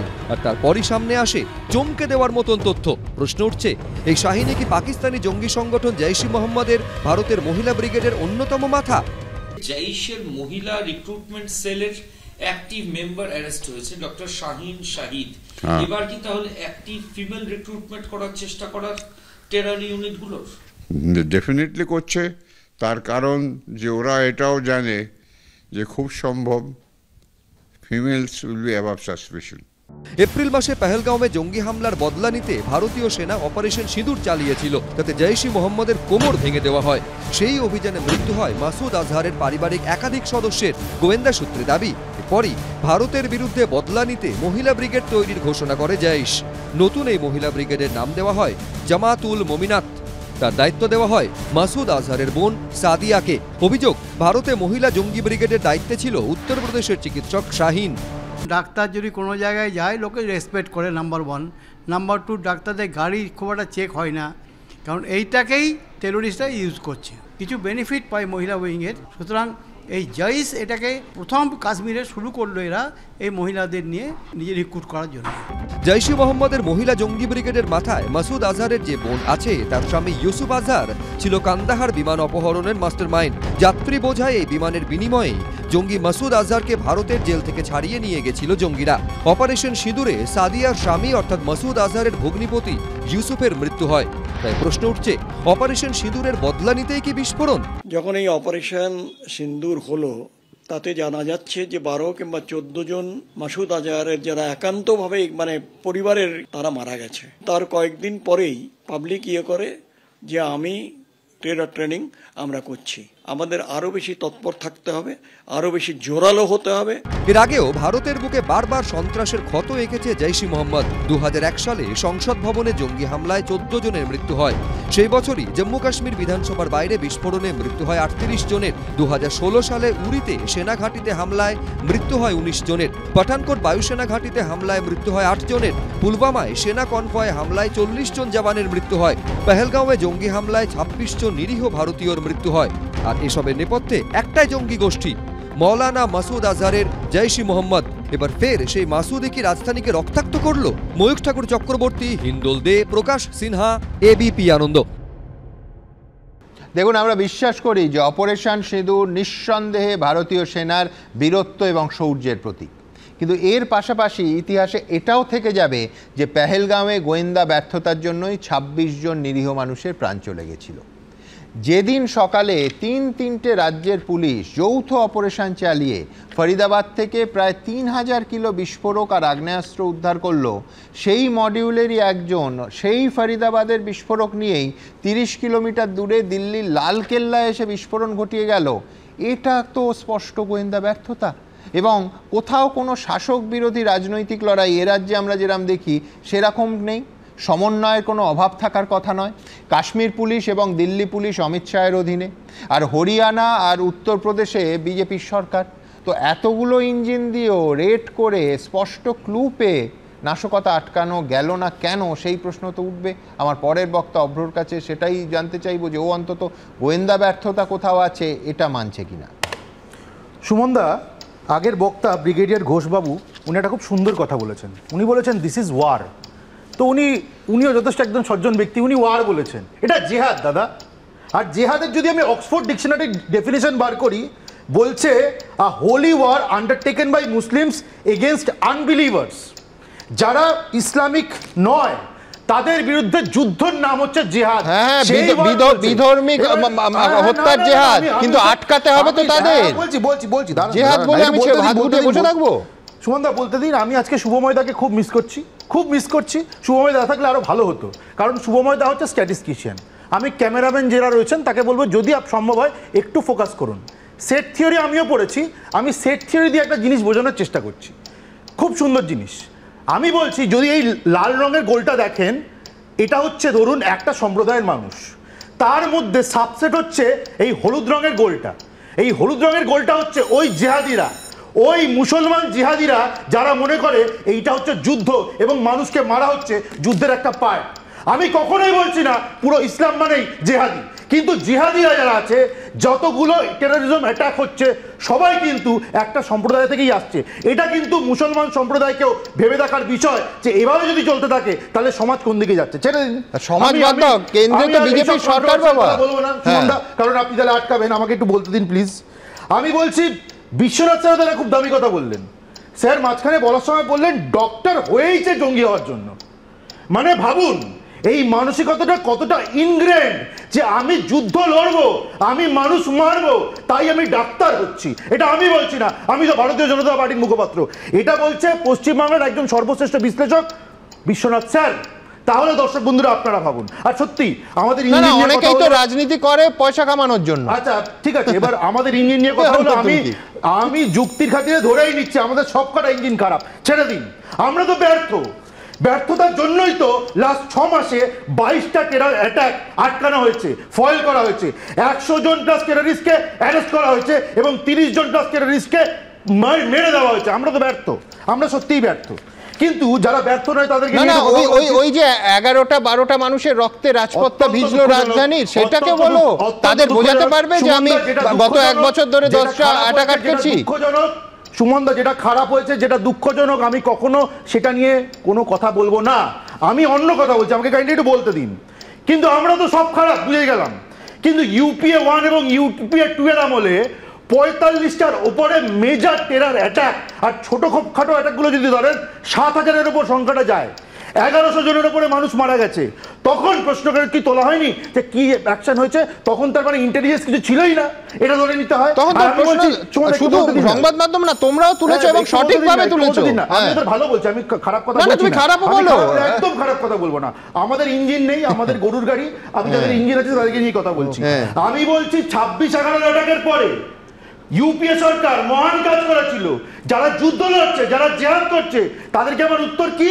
আমি একদম তথ্য নিয়ে এসেছি। 3বার ডোসিয়ার পাঠিয়েছে। এবার ডোসিয়ার মানে কি বলুন তো? সাধারণ ভাষায় প্রেমপত্র। 160 থেকে 170টা প্রেমপত্র গেছে, আর প্রত্যেকবার পাকিস্তানকে এভিডেন্স পাঠিয়ে যাচ্ছে যে দেখো তোমাদের লোকজন করেছে, দেখো জঙ্গিরা করেছে। আর পাকিস্তান প্রত্যেকবার বলে দূর বেটা, শুনবই না, আরো এভিডেন্স পাঠা। আমি বলছি এই ধরনের যদি অ্যাপ্রোচ কেন্দ্র সরকার রাখে, তাহলে কি আপনি সেটা সমর্থন করেন? নাকি কেন্দ্র সরকারের অ্যাপ্রোচ হবে যদি কেউ জেহাদ ঘোষণা করে আমরা ঢুকে একদম মেরে সাফ করবো? কোনটা? আমার প্রশ্ন থাকলো। না, তুমি তো কেন্দ্র সরকারকে জিজ্ঞেস করতে হবে, উত্তরটা তো তুমি বলবে। তোমার না, তোমার দলই তো সরকার চালাচ্ছে, তুমি আর কাকে জিজ্ঞেস করছো? উত্তর দেওয়া দায়িত্ব। এবার বলতে দিন। আর আমি গতকাল থেকে মহান তৃণমূল কংগ্রেসের অনেকগুলো ডায়লগ শুনে যাচ্ছি। আপনাদের চ্যানেলেও এসে বড় বড় ডায়লগ দিয়ে গেছে কয়েকজন প্রবক্তা, খুব ভালো কথা। আমি আবার লিস্ট ধরে আছি, একের পর এক বম ব্লাস্ট। 50 থেকে 60 জনের খালি বম ব্লাস্টে প্রাণ গেছে। এক্সাক্ট ফিগার আমি তো কাঁচা একটা লোক, এবিপি আনন্দকে জিজ্ঞেস করুন, এবিপি আনন্দ এক্সাক্ট ফিগার দেখিয়ে দেবে তাদের আর্কাইভ থেকে। তাহলে এতগুলো যে বম ব্লাস্ট হলো, আমাদের রাজ্যের স্বরাষ্ট্রমন্ত্রী উনি কি করছিলেন? উনি কতবার পদত্যাগ করেছেন? উনি তো বলে দেন কোনোবার টিভি ব্লাস্ট, কোনোবার সিলিন্ডার ব্লাস্ট, তো কোনোবার গ্যাস বেলুন ব্লাস্ট। কোথায় আমাদের সরকার এই ধরনের কিছু করেছে? আমরা পরিষ্কার বলেছি এনআইএ তদন্ত হবে, every agency will be involve, আর যারা দোষী তাদেরকে উৎখাত করব, দায়িত্ব নিয়ে বলে গেলাম। আর একটা জিনিস, পাকিস্তান নিয়ে কথা উঠলো, আমি তো তুলিনি, অন্যরাই তুলেছে। তো দেখুন, অনেক মঞ্চে, আন্তর্জাতিক মঞ্চে রাষ্ট্রনেতা হয়ে বা দেশের প্রধানমন্ত্রী বা কেন্দ্রীয় সরকারের প্রতিনিধি হয়ে এরকম রাষ্ট্রের প্রতিনিধির সঙ্গে হয়তো প্ল্যাটফর্মে থাকতে হতে পারে, সেটা বাধ্যবাধকতা হতে পারে। কিন্তু একটা ভারতবর্ষের অঙ্গরাজ্যের মুখ্যমন্ত্রী হয়ে কারোর বাধ্যবাধকতা থাকতে পারে না যে পাকিস্তানি হাই কমিশনারের সঙ্গে আমি মিটিং করব। কিন্তু এই মহান জিনিসটা তো আমরা এই রাজ্যে দেখেছি সুমনদা, দুবার পাকিস্তানের হাই কমিশনের সঙ্গে মুখ্যমন্ত্রী মমতা বন্দ্যোপাধ্যায় মিটিং করছেন। 13 এবং 15-তে খালি মিটিং না। আমাকে বলতে দিন একটু, আপনি থামানোর জন্য উদ্গ্রীব। না থামো না, তুমি একটু তাহলে বলতে দিন, 5 মিনিট ধরে তো বলতে পারো না, বলতে দিন সুমনদা। আমি বলছি মিটিং করেছেন, খুব ভালো কথা ভেবেছো স্টুডিওটা স্ট্রিট কর্নার, আমার তাতে আপত্তি নেই, কিন্তু সময়টা তো আমার হাতে ভাই, আমাকে একটু সময় দিন। স্ট্রিট কর্নার নয়, আমি তথ্য দিয়ে কথা বলছি। দেখুন, স্ট্রিট কর্নার তখন হতো যদি আমি তথ্য না দিতাম, কিন্তু আমি সময়ের মধ্যে বলতে হবে তো বাবা, একটু বলতে দিন। নতুন আসছো, ভালো লাগছে। একদম পরিষ্কার তথ্য নিয়ে বলছি যে যদি খালি মিটিং করতে ঠিক ছিল, উনি আব্দুল বাসিরকে রাতের বেলা আবার মাটন বিরিয়ানি পাঠিয়েছেন। তা আমি বলছি এই হৃদ্যতা পাকিস্তানের সঙ্গে কাদের? এবং তৃণমূলের কি রোল তাতে? আমি ছবি দেখাচ্ছি, এটা হচ্ছে সংবাদ মাধ্যমে বেরোনো ছবি। মিনি পাকিস্তানের বাবা ববি হাকিমকে পাশে নিয়ে মুখ্যমন্ত্রী মমতা বন্দ্যোপাধ্যায় আব্দুল বাসিরের সঙ্গে মিটিং করেছিলেন। কেন করেছিলেন? তারপর তারা এখানে এসে বড় বড় কথা বলে। আর ছেড়ে দিন, তৃণমূল বড় বড় কথা বলছে। আনসারুল্লাহ বাংলা টিম একটা সন্ত্রাসবাদী সংগঠন, তার নেতা জসিমউদ্দিন রহমানি যেই জেল থেকে ছাড়া পেল, সে প্রথম নিজের বাবা মাকে মনে করেনি, নিজের বউ বাচ্চাকে মনে করেনি, সে ভিডিও বার্তা দিয়েছে কাকে? মুখ্যমন্ত্রী মমতা বন্দ্যোপাধ্যায়কে। বলছে কি যদি পশ্চিমবঙ্গকে আমাদের ভারত থেকে কেউ আলাদা করতে পারে একমাত্র মুখ্যমন্ত্রী মমতা বন্দ্যোপাধ্যায় পারবে। আমি বলছি এই ধন্যবাদ অর্ঘ্য। দুটো ছবি, হ্যাঁ নিশ্চয়ই তৃণমূল এবং কংগ্রেস নিঃসন্দেহে এর জবাব দেবে, কিন্তু আমার কাছে প্রশ্নটা আলাদা। সেটা হচ্ছে যে আমি কোন দলের বক্তাকে আগে বলার সুযোগ দেব। খানিকক্ষণ আগে ভাবছিলাম যেহেতু ও ইউপিএ নিয়ে বলছিল সৌম্যর সুযোগ পাওয়া উচিত, তারপর বলটা বৈশ্বনাথ চট্টোপাধ্যায় দিয়ে ঘুরে গেল, কিন্তু আমি ওকে, ও এত উত্তেজিত, ওকে ঠান্ডা করার জন্য সঠিক একটা কথা বলেছে যে ইউপিএ সরকারের ক্ষেত্রে বলেছে যে কেন্দ্র সরকারের দায়িত্ব। সত্যিই তো এই ধরনের ঘটনা ইউপিএ সরকারের একটা তো নয়, এই সৌম্যদের আমলে ইউপিএ সরকারের একের পর এক সন্ত্রাসের ঘটনায় ভারতবর্ষ কেঁপে গেছে। কিন্তু আমি এইখানে আপনাদের সামনে এই তারিখটা হচ্ছে 25শে মে 2012, অর্থাৎ ইউপিএ 2 সরকার তখন চলছে। 2014 সালে নরেন্দ্র মোদীর সরকার আসেনি। জঙ্গি সন্ত্রাস নিয়ে কেন্দ্র সরকারের কি ভূমিকা এবং সন্ত্রাসের একটা ঘটনা ঘটলে ঠিক কিভাবে কেন্দ্র সরকারকে প্রশ্ন করতে হয়, আমার মনে হয় বিরোধীদের একেবারে একটা প্রতিনিধিত্বমূলক যদি সেমিনার আয়োজন করা যায়, এই বক্তব্যটা নরেন্দ্র মোদীর পড়ানো যায়, তাতে দেখাতে তো হবেই।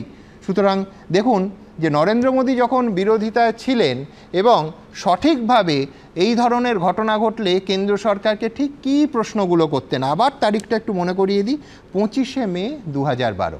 দেখুন, ये जो आतंकवादी है, ये नक्सलवादी है, उनके पास शस्त्र और बारूद कहां से आता है? वो तो विदेश की धरती से आता है और सीमाएं संपूर्ण रूप से आपके कब्जे में है। सीमा सुरक्षा बल आपके कब्जे में है। जो आपके कब्जे में है उसको तो समझो जवाब नहीं है।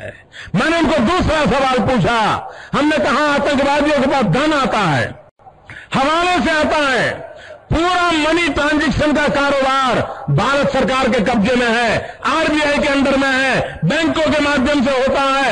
क्या प्रधानमंत्री आप इतनी निगरानी नहीं रख सकते कि ये जो धन विदेश से आकर के आतंकवादियों के पास जाता है आपके हाथ में है, राज्य उसमें कहीं बीच में नहीं आते, आप उसको क्यों नहीं रोकते हैं? একেবারে ঠিক কথা বলছেন যে क्या প্রধানমন্ত্রী আপ ইতনানি নিগরানি নেই রাখ सकते हैं, ইতনা নিগরানি এইটুকু নজরে রাখতে পারেন না দেশের প্রধানমন্ত্রী?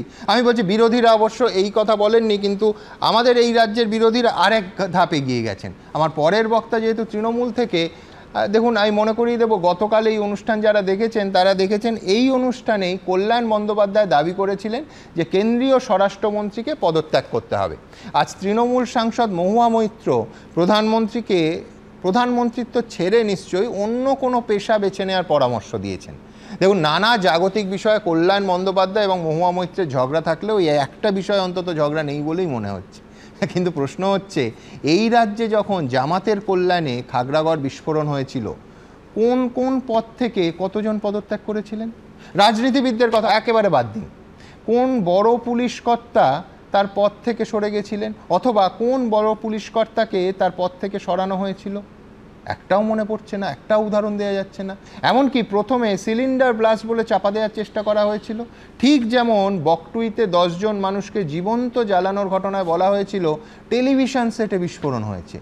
সুতরাং বাংলা প্রবাদটা বৈশ্বনাথদার কাছে আবার একবার মনে করিয়ে দিতে হবে, আপনি আচরি ধর্ম পরেরই শিখাও। এবং এটা শুধু একটা রাজনৈতিক দলকে নয়, বোধহয় সব রাজনৈতিক দলকে বলার সময় এসে গেছে। বৈশ্বনাথ চট্টোপাধ্যায়, আসলে বিজেপির অভ্যেস হলো যখনই দোষ প্রমাণ হয় তখন সত্যকে কি করে চাপা দেওয়া যায় সেটা ওনারা আপ্রাণ চেষ্টা করেন। আজকে এখানে ঘটনাটা ঘটেছে দিল্লিতে, দিল্লির পুলিশ কেন্দ্রীয় স্বরাষ্ট্রমন্ত্রকের অধীনে। কেন্দ্রীয় স্বরাষ্ট্রমন্ত্রী তাতে প্রেস কনফারেন্সে বলছেন যে ঘটনাটা যে কি হয়েছে সেটা আমার পক্ষে বলা কঠিন। যদি স্বরাষ্ট্রমন্ত্রী এই হামলার প্রকৃতি নির্ধারণ করতে না পারেন তাহলে দেশকে তিনি সুরক্ষিত রাখবেন কি করে? এইটা বলুন, ছোট ঘটনা বা সাজানো ঘটনা তো বলেননি। উনি বলছেন ঘটনাটা, আমি তো কথার মাঝখানে বলে সামান্য 3 মিনিটের মধ্যে অসুবিধা হবে, একটু আমায় বলতে দিন। আপনাকে আমি অর্ঘের সমান নম্বর দেব। আমি বলছি যে ওনার দায়িত্ব হলো সরকার দেশকে সুরক্ষিত রাখার। তিনি অ্যানালিসিসই করতে পারছেন না যে কেন এটা হয়েছে। আপনি এটা বলুন, এই যে নোটবন্দির সময় ওনারা বলেছিলেন যে সন্ত্রাসবাদ খতম হয়ে গেছে, আজকে বাস্তবতাটা কি তার সম্পূর্ণ বিরোধী। একটা দিল্লিতে এত বড় ঘটনা হলো, এত নিরীহ মানুষের প্রাণ গেল, সেখানে দেশের স্বরাষ্ট্রমন্ত্রী বলছেন যে আমি ঘটনাটা কি সেটা এখনো বুঝে উঠতে পারিনি, তিনি নাকি দেশকে সুরক্ষিত রাখবেন। উনি অনেকগুলো ডেট বললেন, আমি কটা ডেট বলি। 2015 সালের উধমপুরে বিএসএফের জওয়ানের সন্ত্রাসবাদী সাধারণ মানুষের ওপর হামলা হয়েছিল। গুরদাসপুরে 10 জন নিহত হয়েছিল 2015-তে। 2016-তে উড়ির সেনা শিবিরে 17 জন সেনা নিহত হয়েছিল। আজকে আপনি বলুন পাঠানকোটে ভারতীয় সেনা বেসামরিক নাগরিকদের নিহত হয়েছিল। 2019 সালে পুলওয়ামা হামলায় 40 জন সিআরপিএফ জওয়ান মারা গেছিল। 2025-এ পহেলগাঁও 26 জনের প্রাণহানি ঘটেছে। এই যে এই সিরিজ অফ ইনসিডেন্ট বিজেপির রেজিমে যে হয়েছে, আজকে কেন্দ্রে সরকার বিজেপির রয়েছে, তারা কি এই দায়িত্ব অস্বীকার করতে পারে? না, কিন্তু আমি বলছি বৈষ্ণব, আপনি শুরু করলেন যে ঘটনা চাপা দেওয়ার চেষ্টা, এই খাগড়াগড় যেরকম সিলিন্ডার ব্লাস্ট হয়েছিল ওই বলাটা তো ওটা তো চাপা দেওয়ার চেষ্টাই ছিল, বলুন। আমি বলেছি যে বিজেপিকে যখনই কোনো সত্যটাকে প্রকাশ পায় তখন সেটাকে ওরা ঘুরিয়ে দেওয়ার জন্য নানান রকম চাপা দেওয়ার চেষ্টা করে, একদম খাগড়াগড়ের মতো। এটাই তো ঘটনা। আজকে আপনি বলুন না, দিল্লিতে যে ব্লাস্টটা হয়েছে, দিল্লিতে কেন্দ্রীয় সরকারের অধীনস্থ পুলিশের তো দায়িত্ব ছিল, কোথায় গোয়েন্দা রয়েছে? কত গোয়েন্দা ব্যর্থতা দেখব, কত মানুষের মৃত্যু দেখব, কত রক্ত এই ভারতবর্ষের মাটিতে বইবে? আজকে বিজেপিকে এই প্রশ্নের উত্তরগুলো দিতে হবে। শুধুমাত্র সমালোচনা করে অন্যদের দিকে আঙুল দেখিয়ে নিজেদেরকে আড়াল করলে চলবে না। ঠিক, একদম। কিন্তু আমি বলছি বকটুইতে 10 জন মানুষকে জীবন্ত পুড়িয়ে দেওয়া হয়েছিল, উত্তর সরকার বা প্রশাসন উত্তর দিতে পেরেছিল যে কেন অকারণ এই 10টা মানুষের জীবন গেল, কেন ঠিক সময় পুলিশ পৌঁছতে পারলো না? না, আজকের আলোচনার বিষয়টা যদি আপনি ঘোরাতে যান তাহলে ঘোরাবো কেন? কিন্তু আপনাকে বকটুই আর খাগড়াগড় জিজ্ঞেস করবো আর ওকে জিজ্ঞেস করবো যে দিল্লি এবং পুলওয়ামা। আজকের আলোচনার বিষয়বস্তু থেকে যদি সরে যান তাহলে তো আনন্দমার্গী থেকে শুরু করতে হয়। আনন্দমার্গী আপনার অফিসের পাশেই বিজন সেতুতে, সেখানে পুড়িয়ে দিয়েছিল সেখান থেকে শুরু করে ইনসিডেন্ট গুলো নিয়ে আসলে এতগুলো ইনসিডেন্ট এই জন্য বললাম যে বিজেপি সরকার সম্পূর্ণ ফেলিওর রয়েছে। প্রধানমন্ত্রী তার দায়িত্ব অস্বীকার করতে পারেন না, স্বরাষ্ট্রমন্ত্রী যার দায়িত্ব দেশকে সুরক্ষিত রাখা, তিনি প্রেসের সামনে সাংবাদিকদের সামনে বলছেন তিনি বুঝে উঠতে পারছেন না যে এত বড় ঘটনাটা কিভাবে ঘটলো। তারপরেও তারা সরকারে থাকবেন, তারা মন্ত্রী থাকবেন। এখানে যদি পশ্চিমবাংলায় একটা সিঙ্গেল ইনসিডেন্ট হয় সেটা নিয়ে এত আলোচনা হয়, এত সমালোচনা হয়, আর দেশে এতগুলো মানুষের মৃত্যু হলো পর সিরিজ অফ ইনসিডেন্ট আপনাকে বললাম, এতগুলো ঘটনা বললাম, এতগুলো সাল বললাম, এতগুলো ডেট বললাম। ঠিক বলেছেন বৈষ্ণব, কিন্তু খাগড়াগড়ে মন্ত্রী শান্তি বাদ দিন, একজন পুলিশ অফিসার, বড় পুলিশ কর্তাদের অবধি পাল্টানো হয়নি, পদত্যাগ। বহু জায়গায় বহু পরিবর্তন আনা হয়েছে পশ্চিমবাংলায় বহু ঘটনার প্রেক্ষিতে, কিন্তু কেন্দ্রীয় সরকারের যিনি দায়িত্বে আছেন, কেন্দ্রীয় সরকারের যিনি মন্ত্রী আছেন, তিনি কিন্তু প্রমাণ করতে পারবেন না যে এতগুলো ইনসিডেন্টের পরেও তারা কেন্দ্রীয় সরকারের মন্ত্রিত্ব থেকে সেই মন্ত্রীকে অপসারণ করেছেন বা মন্ত্রী পদত্যাগ করেছেন বা যারা মাথার উপরে আছেন তারা পদত্যাগ করেছেন, এরকম একটা সিঙ্গেল আপনি প্রমাণ করে দেখাতে পারবেন না। এত বড় শিক্ষা দুর্নীতিতে কোন মন্ত্রী পদত্যাগ করেছিল? আমি বেশি সময় নেব না সুমনদা, বৈশাদার এই অসাধারণ বক্তব্য শুনে বেশি আর মুখ দিয়ে কথা আমার বেরোবে না। আমি খালি বলছি সবটাই আমাদের দোষ, আমি মেনে নিচ্ছি। আমাদের ইনভেস্টিগেশনের আগেই বলে দেওয়া উচিত ছিল ওটা সিলিন্ডার ব্লাস্ট, আমাদের ইনসিডেন্টের আগেই বলে দেওয়া উচিত ছিল ওখানে গ্যাস বেলুন ছিল সেটা ব্লাস্ট করেছে। এই ধরনের যদি স্টেটমেন্ট অমিত শাহজি দিতেন তাহলে বৈশাখা খুব খুশি হতো, তৃণমূল খুব খুশি হতো। আমি বলছি এইরকম একটা রাজনৈতিক দল কথায় আপনি মুন্ডু মাথা হাত কিচ্ছু যুক্তি খুঁজে পারবেন না। তারা ন্যাশনাল সিকিউরিটি নিয়ে কথা বলছে, তারা ন্যাশনাল সিকিউরিটি নিয়ে কথা বলছে, মানে লজ্জা লাগে না আপনাদের? লজ্জা লাগে না আপনাদের? আরে ইউপিতে যখন ছিলেন, ইউপিতে কি করেছেন আপনারা? কি করেছেন আপনারা? কি করেছেন? স্টেটে একের পর এক ঘটনা, একের পর এক ঘটনা। তাহলে মুখ্যমন্ত্রী তো 2 ডজন বার পদত্যাগ করা উচিত, 2 ডজন বার পদত্যাগ করা উচিত। আরে 2 ডজন বার পদত্যাগ করা উচিত। চিৎকার করবে এখানে বললে হবে না। আপনাদেরই যুক্তি, আপনাদের যুক্তি, আপনি তো পদসভার যুক্তিতে এক্ষুনি সঞ্চালনা বলেছেন। একটা কিছু বলতে পারছেন না, একটা কিছু বেশ আমি দ্রুত একবার আপনাদের সামনে রাখবো। সেটা হচ্ছে আজকে ভুটানে ছিলেন প্রধানমন্ত্রী, তিনি বললেন যে আমাদের এজেন্সি এই ষড়যন্ত্রের শেষ দেখে ছাড়বে, এর পেছনে থাকা কোনো ষড়যন্ত্রীকে ছাড়া হবে না। পাশাপাশি বিরোধীরা একের পর এক ব্যর্থতা তুলে ধরছে কেন্দ্রীয় সরকারের পরপর।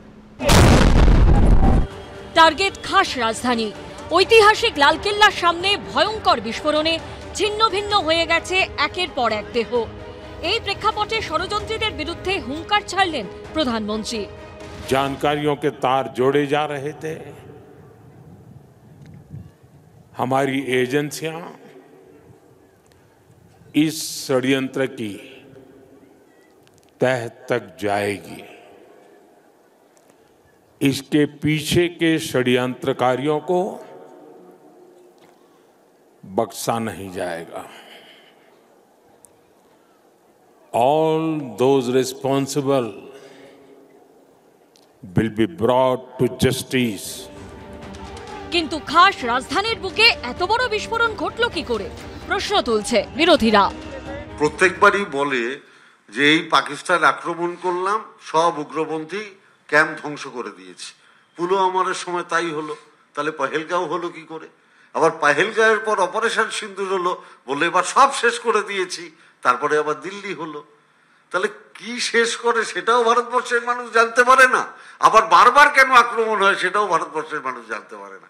এ এক অদ্ভুত ভারতবর্ষ চালাচ্ছে নরেন্দ্র মোদী আর অমিত শাহ। তো ঘাগড়াগড়ে বিস্ফোরণ হয়েছিল, সেই ঘাগড়াগড়ের বিস্ফোরণ নিয়ে সিনেমা পর্যন্ত তৈরি হয়েছে এবং তখন বলা হয়েছিল এটা নাকি গ্যাস সিলিন্ডার বিস্ফোরণ হয়েছে। তো পশ্চিমবঙ্গে তো গ্যাস সিলিন্ডারই ফাটে, অন্য তো কিছু ফাটে না এখন। এবং পশ্চিমবঙ্গে আমি বলছি আপনাকে, গোটা দেশের যে বিস্ফোরণ বা এই ধরনের উগ্রপন্থী কার্যকলাপ হয় তার কোনো না কোনো লিঙ্ক পশ্চিমবঙ্গে পাওয়া যায়।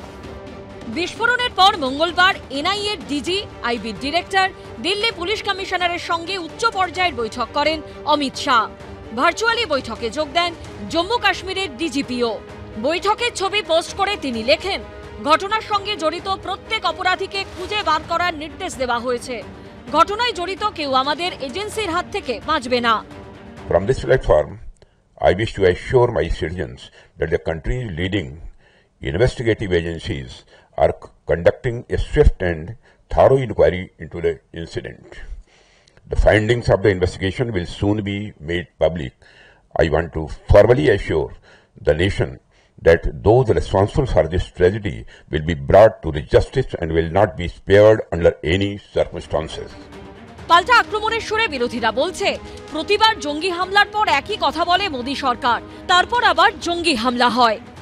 देश की राजधानी दिल्ली एनसीआर यानी कि दिल्ली से 15-20 किलोमीटर दूर इतनी भारी मात्रा में विस्फोटक मिलना, बॉम्ब मेकिंग इक्विपमेंट मिलना बताता है कि सरकार पूरी तरह से नाकामयाब दिख रही है। গভীর পরিতাপের বিষয়। কেন হচ্ছে বারবার? ইন্টেলিজেন্স ফেলিয়ার, শুধু এইটুকুই? কার ইন্টেলিজেন্স ফেলিয়ার? কেন এত বারবার ফেল করছে? মানুষ তো নানান রকম তার নিরাপত্তা কম্প্রোমাইজড হয়ে যাচ্ছে। প্রধানমন্ত্রী কদিন আগে যে বলল যে সন্ত্রাসবাদের কোমর ভেঙে দিয়েছেন, এভাবে কিন্তু সরকার চলতে পারছে না, তার ব্যর্থতা স্পষ্ট। দিল্লিতে কারা বিস্ফোরণ ঘটালো তাদের দৃষ্টান্তমূলক শাস্তি চায় গোটা দেশ। বিজেন্দ্র সিংহ, দীপক ঘোষ ও ঐশী মুখোপাধ্যায়ের রিপোর্ট, এবিপি আনন্দ। দেখুন, এতক্ষণ যেটা স্টুডিওতে দেখলেন, এক্স্যাক্টলি এটা জাতীয় রাজনীতিতে এবং রাজ্য রাজনীতিতে ঘটছে। একটা নাশকতার ঘটনা ঘটেছে এবং সঙ্গে সঙ্গে জাতীয় স্তরে এই আমল বললাম ওই আমল, এই পদত্যাগের দাবি বনাম ওই সময় ওনার পদত্যাগের দাবি, এই তুতু ম্যামে শুরু হয়ে গেছে। কিন্তু ফ্যাক্ট রিমেন্স, কোনো আমলেই অভ্যন্তরীণ নিরাপত্তা সুনিশ্চিত করা যায়নি। মুম্বাই সিরিয়াল ব্লাস্ট ধরুন, ট্রেনে সিরিয়াল ব্লাস্ট, 26/11, জয়পুরে সিরিয়াল ব্লাস্ট, পুনে বিস্ফোরণ, একের পর এক ঘটনা ঘটেছে। এক্ষুনি অর্ঘ্য বলবে যে এই সমস্ত ইউপিএ আমলে, এক্ষুনি সৌম্য এই আমলের 4টে উদাহরণ দেবে। কিন্তু এই রাজনৈতিক আকচাকচির মধ্যে সাধারণ মানুষকে, সেটা কখনো ট্রেনে, কখনো বাজারে, সেই নিরাপত্তাহীনতার মধ্যে বাঁচতে হয়। যুগ পাল্টায়, সরকার পাল্টে যায়, কিন্তু অকারণে সাধারণ নিরীহ মানুষের মৃত্যুর মিছিল বন্ধ হয় না। দুর্ভাগ্য। সৌম্য মানব। দেখুন সুমনদা, সবাইকে শুভ সন্ধ্যা জানাই। একটা সিরিয়াস আলোচনার শুরুতেই এত বড় একটা ঘটনার পরে প্রশ্ন করলেই আমরা তো দেশদ্রোহী হই। তো আপনিও প্রশ্ন করছেন, কাল থেকে আপনার নামও দেশদ্রোহীর তালিকায় হয়তো যেতে পারে। প্রশ্ন করা মানেই দেশদ্রোহিতা। 2014 সালের আগে নরেন্দ্র মোদীও তাহলে দেশদ্রোহী ছিলেন। আমি সব বিষয়ে যাচ্ছি না। আমার পূর্ববর্তী বক্তা বিজেপির, তিনি কতগুলো কথা বলেছেন, সেই পুরনো ছক। আসলে হোয়াটসঅ্যাপ ইউনিভার্সিটি তো আমরা পড়িনি, তো কী করবো, আমি ওর কথাটা বুঝতে পারিনি। বলছিল এই জিহাদি মুসলমান ইত্যাদি, হিন্দু মুসলমান। এই ভারতবর্ষে প্রথম সন্ত্রাসবাদীর হানায় যিনি প্রাণ দিয়েছিলেন তার নাম মহাত্মা গান্ধী। তাকে যিনি হত্যা করেছিলেন তিনি মুসলমান ছিলেন না, নাথুরাম গোডসে। ওর এই ইতিহাসটা জানা নেই বোধহয়। এই ভারতবর্ষে প্রধানমন্ত্রী ইন্দিরা গান্ধী খুন হয়েছিলেন তা দেহরক্ষীদের দ্বারা, তিনি মুসলমান ছিলেন না তারা।